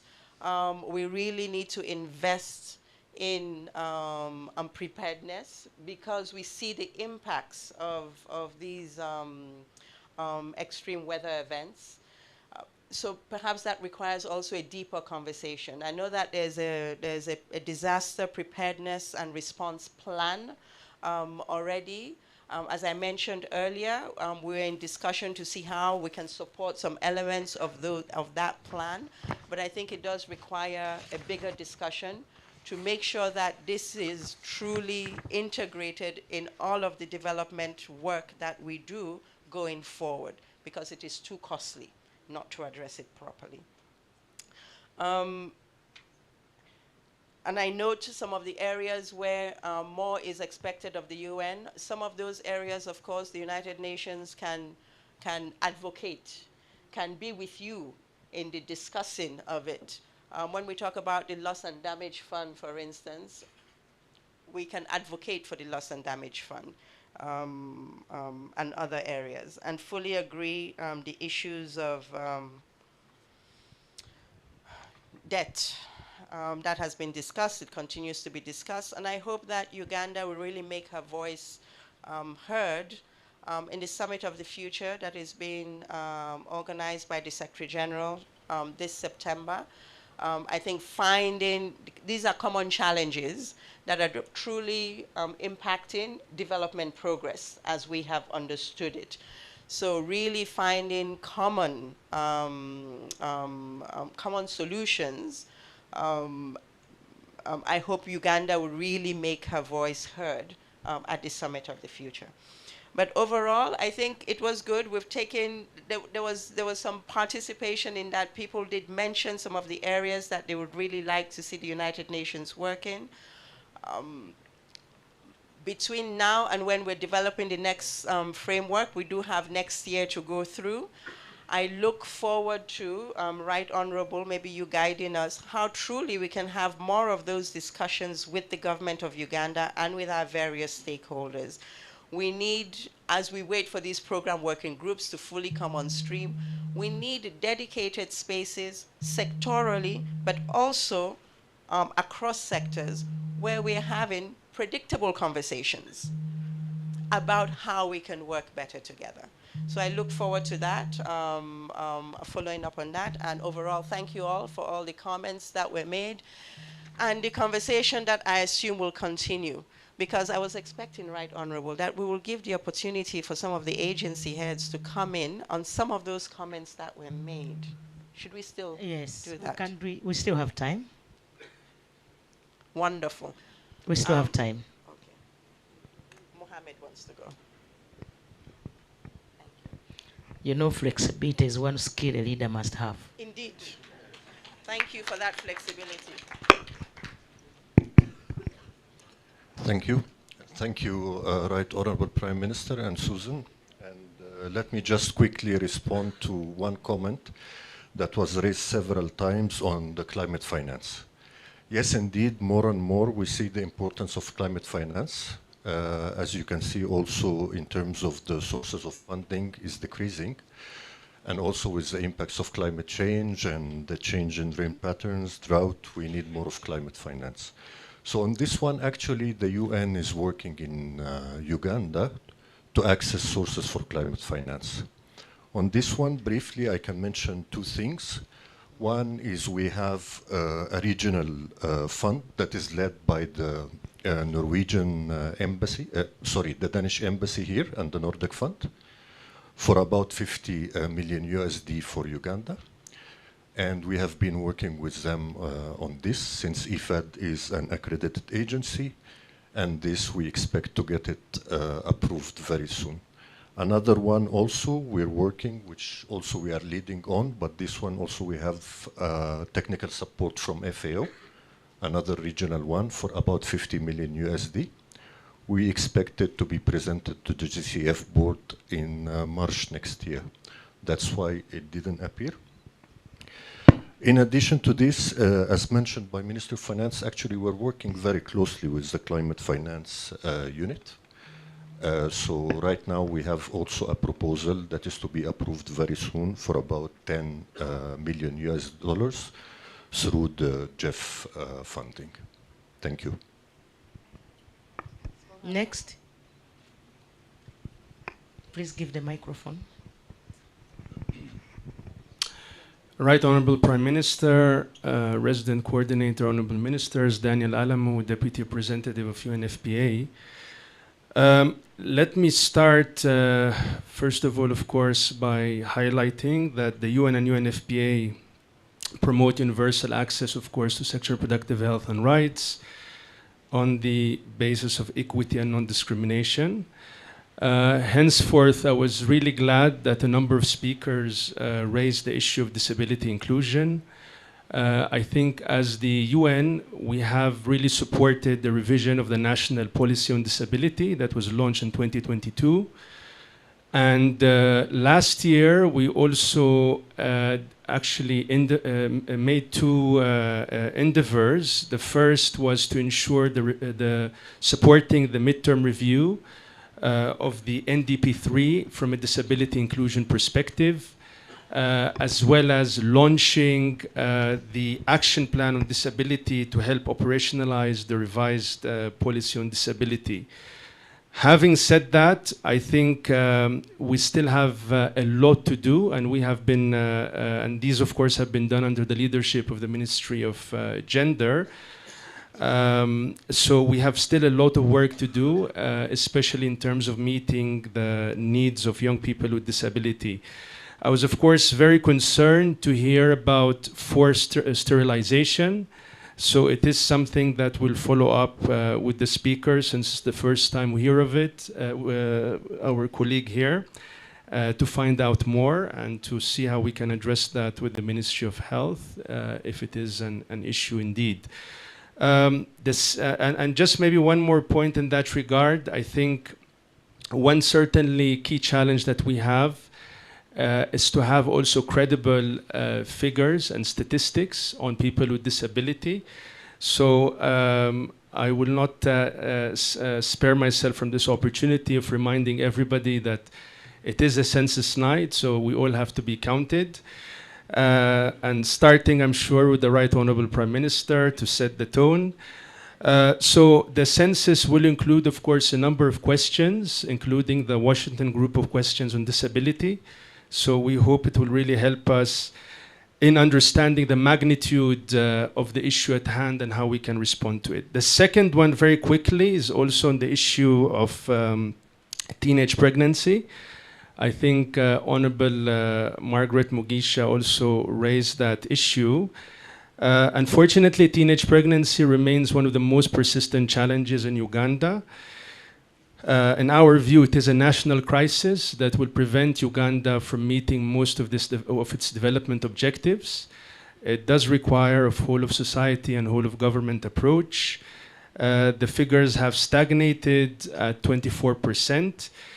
And while the CF report has highlighted some of the good maybe case studies that we have, including the ELA clubs, the Emergency and Livelihoods for Adolescents clubs, supported by the UN and UNFPA, and funded by Sweden, Denmark, the Netherlands, and other partners, to empower young girls. We feel that more sustainable really interventions and approaches are needed, and we really feel that under the leadership of the government, there's much more to be done to look at a multi-sectoral approach to manage and eliminate teenage pregnancy. And I do agree with the colleague from World Vision. I think mindset change indeed is one of the pillars as well of the PDM. And we understand that a lot of these challenges really emanate from quite entrenched patriarchal values and norms. So again, we look forward, as Susan mentioned, to see how we can support the operationalization of the PDM. Thank you. Thank you. Next. Sheila? Thank you very much, Right Honorable Prime Minister. I think the issue you have raised of working in silos, I think that is a very, very important issue that we must, pay attention to, in your commitment to WIPAS. Because as has been said, we have very good plans, very good strategies, but the challenge is on implementation. So the question, how can we improve on implementation? And as you whip the government, MDAs, the local governments, I think the RC has really brought the UN system together. So I think we will all be jointly whipped so that, in terms of planning, budgeting, leveraging the expertise that we have, the resources, monitoring, but also in terms of performance, so that we're also able to hold each other to account on performance. I think this is how we must address the issue of implementation, because it is not a challenge of planning, of strategizing, of, the frameworks. A number of areas that have been mentioned here, actually the UN system as a whole, and also if I speak for UNDP, we're already working in many of these areas. And really, as the RC has said, I would really request that we take some time to read the full report and also to go onto the website, for those who have not got the hard copy. Where there are issues of climate and environment, for example, the wetlands. I was very happy our colleague from, Dr. Kalist from Water and Environment, this issue of rainwater harvesting, irrigation, MAIF, the climate smart agriculture, Karamoja. There's a lot that has been already done in Karamoja. And again, we then must, ask ourselves then why is it we are where we are? So I think what this needs is really a whole of government approach, a multi-sector approach, and to really be able to then take stock. What do we need to do then to move to the next level? There are a lot of I think areas also where for example, on the legal aid bill, we've been working on the justice sector. There's a lot that we can also continue to offer there. The issue of, I think what is also very important is how do we co-create with government? Given that we are not donors, we're development partners. So how do we, leverage the expertise that we have, the resources that we have, and working, of course, with our development partners? But again, the question on implementation. Maybe what would be important as I conclude, this issue of mindset change, because we hear it in many meetings, many forums. What does it mean practically? What is it that we would need to do? It would be very interesting also to hear from from the side of government, is what do we need to invest? What are the actions or the interventions that we need so that we're able to move, together with the entire population? Because mindset change and, when we're talking 46 million plus, I think the census will unpack, a bit more the demographics. But what do we mean by mindset change? Is this, it is affecting our moving forward on implementation of a number of development programs. So what is it that we can practically do and that we hold ourselves to account so that, Honorable Prime Minister, when we come back next year, we're able to then take stock of the progress that we have made? But as UNDP, we remain committed to working, with all the partners across the different areas that, we are already investing in, and where I think we also have taken note of discussions that we must take forward at technical level, and where possibly we need to do a little bit more, do some analysis, reflection on how we, take forward this. Thank you. Thank you so much. Thank you so much. Thank you, Right Honorable Speaker and the RC. My name is Sharon Nyambe. I'm representing UNODC. UNODC stands for the United Nations Office on Drugs and Crime. We work closely with member states to create a peaceful and just society in as far as countering organized crime, corruption, terrorism, and illicit drug trafficking. I will join my colleagues within the UN family to congratulate the government of Uganda on the transformative development agenda. I've also listened to colleagues in the room and appreciate some of the challenges that we're seeing. But Right Honorable Speaker, one of the challenges we see for Uganda and many countries on the continent is that as much as we're striving for economic development, one of our biggest threats is organized crime. And organized crime and its nexus with terrorism on the continent. Our porous borders have made it very easy for organized crime groups to take advantage of our continent's vulnerability. And so we see crimes like illicit trafficking of narcotic drugs and arms. We see issues relating to human trafficking and smuggling of migrants being a business model that is used by organized crime groups, and it threatens some of the strides that many countries, including Uganda, are striving to achieve.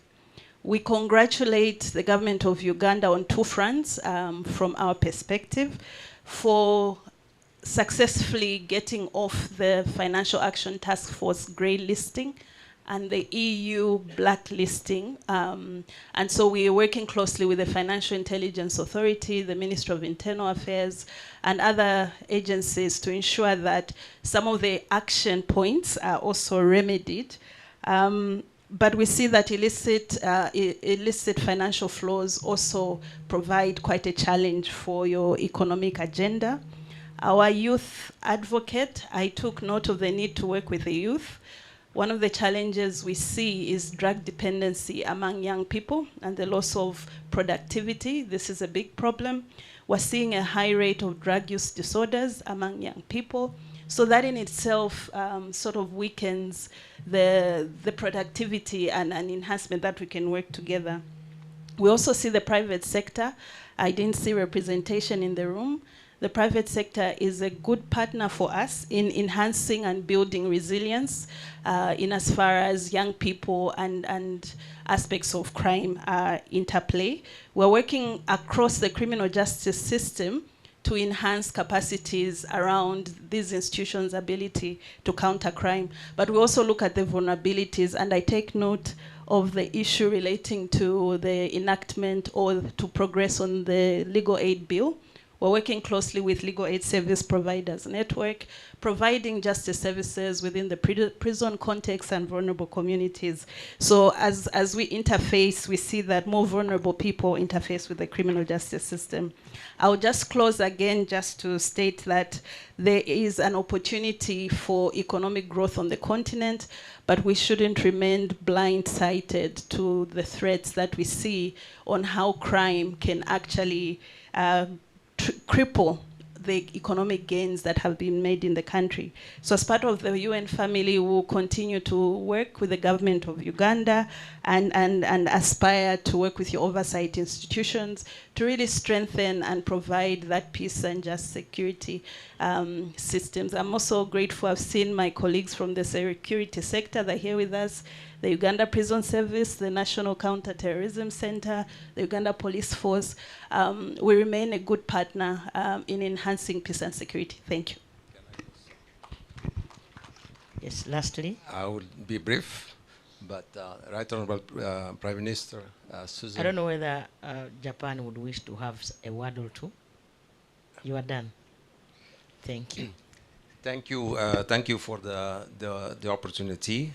I would like to call to all friends and partners to also really look at our individual agency report, because indeed this joint report we try to condense, and there is a lot of things that we want to say and want to show, but given this does not come across clear in terms of overall intervention of UN in Uganda. So this was a teaser to all of you. to really look into our individual reports for you to learn, appreciate also the scope of our intervention, but also as well to appreciate the number of partners, both the resource partners, but as well as the partners, implementing partners that we work at the community level. I just want to quickly comment on agriculture sector, which is, I truly believe that is the backbone of your development, where we duly see a huge potential, and we continue to work closely with MAIF in this regard. I take note of what the Honorable Minister has said in terms of looking at spatial tools that we do have to help plan PDM, both in terms of the soil, but also the agroecological zone, to help streamline some of enterprise in the agriculture sector that we believe can boost the challenges that we're seeing, both in terms of food security, but also the value addition within the sector. We UN and collectively, we've been pushing for agri-food system transformation. I think under the leadership of your office, I saw the Commission Lugembe around, and together with all UN agencies, we're trying to see how we look at the agriculture sector as a food system, from production all the way to consumption, to disposal of food, and for us to look at all activities, but all the actors that are within the space, and see how this acceleration in the transformation can come through agriculture sector. I should commend the leadership of Honorable Minister, that we see that the sector is growing. For a long time, the agriculture sector has been stagnant at 3%. And the last year or so, we have seen agriculture sector picking up in terms of the growth, which means that still we are doing something right in terms of its potential. But again, thank you. But let's look at Karamoja collectively. I think together we're looking at ways to see how we move in this space from cattle keeping to cattle farming. That's the mindset change that we want to see. In terms of looking at livestock as an asset for money making, but for the transformation of the sector. So this, together with your office, but also with NPA, we're working in terms of mobilizing the resources for a transformative approach towards the intervention on Karamoja. One last point on that my colleague has touched on climate finance. We have worked with the Ministry of Water, but also with the finance.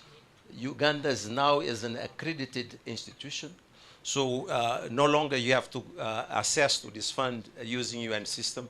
Now you can go alone, or you can go with our support because you are now an accredited institution.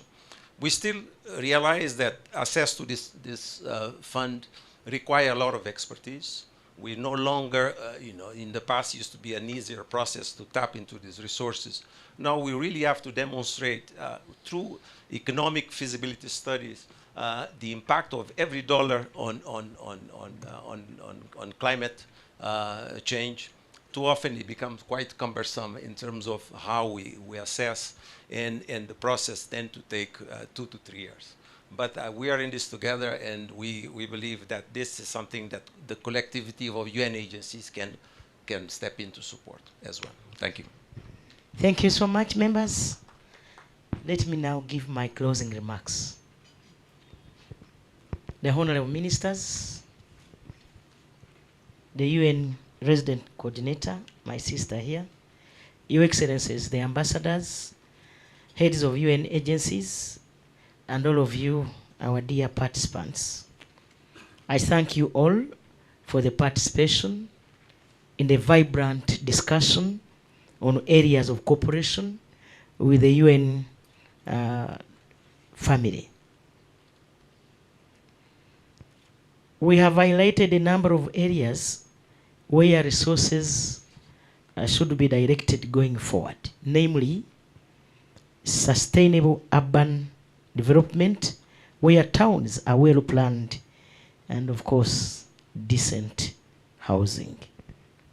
Disability inclusion in programming, which should be deliberate. That as programs are developed, sustainability and scaling up of interventions should always be at the core of planning. And that 75% of our disease burden is preventable. And so interventions in the health subsector should focus more on health promotion to reduce on the disease burden. That the UN family should align with the strategy to grow tenfold that focus on agro-industrialization, tourism, mineral development, science, and innovation. We also need to strengthen early warning mechanisms and preparedness for shocks and disasters to avoid loss of life and property. And then continued participation and shaping the PDM, as you are aware that government changed the strategy and we are focusing at parish level. I can give an example. Recently we have been doing sensitization and mobilization together, my office and the office and the Ministry of Agriculture, Animal Industry and Fisheries. And we have moved across the country. We are yet to reach other areas. But the areas where we have been, let me give an example of Chankwanzi, Kakumiro. I have got testimonies already on the land use. The mindset change she was talking about, where people with small land holdings engage in low value crops. Those that we trained, I have got testimonies. There's a younger man who was a border cyclist. He got 1 million from PDM. He hired land at 250 and planted onions on 2 acres. He already got above 100 million. He has paid back already in 3 months 1 million, and he's continuing now. He's now ready to move economically. And so mindset change is key. We need to inform our people on how to choose the enterprises, especially the smallholders, which enterprises they must choose if they have to develop themselves. And so I want to inform you that the Office of the Prime Minister will take a lead deliberately to break the silos so that there is improved coordination to avoid duplication leading to wastage of resources. We shall also fight corruption head on this time round. I invite the UN family once again under the coordination of my office to agree on how to take the priority areas into action. I will continue to coordinate and whip government ministries, departments and agencies to achieve the desired results for social economic transformation of our country. I thank you once again. The meeting is adjourned. Today is the census night. This is a by the way, but a very, very, very crucial point. Census night. You will be counted where you will sleep today. So I want to go and sleep in Kakumiro so that I'm counted there. Once again, I want to thank you. The meeting is adjourned. Thank you very much. We have prepared lunch. There's lunch. Lunch is in 7 Seas restaurant. Let's move there. Other participants, I think we'll go to Paradise downstairs. Thank you so much. May God bless you all. Can we have a group photo? Where do we go now? Right Honorable Prime Minister, we will have the group photo after the anthems. After the anthems? Yes, Right Okay. Honorable. May we all stand up for the anthems in reverse order. But thank you very much, Right Honorable Prime Minister, Chair of the Steering Committee. Thank you very much, UN Resident Coordinator. We thank you all, and thanks to all the participants, the ministers, the UN family members. Thank you all very much. Let's have the anthems in reverse order.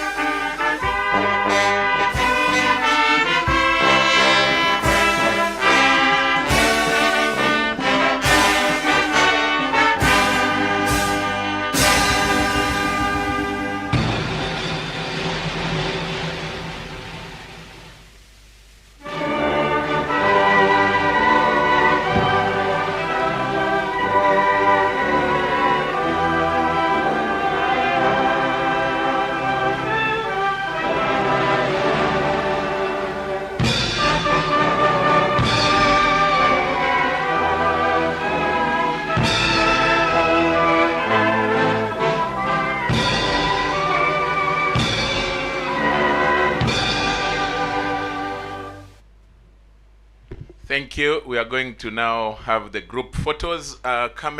Official camera person, Isma, where can we have it? Kindly guide very quickly. Isma and the team. Oh, Right Honorable, we request you to come up here. We will have it up here. I will request the ministers to come and join. The stairs are here. The ministers and the representatives of the UN members kindly join. I want to see if the platform can hold more people. I determine that, and then we see the honorable ministers kindly come up. The representatives of the UN families,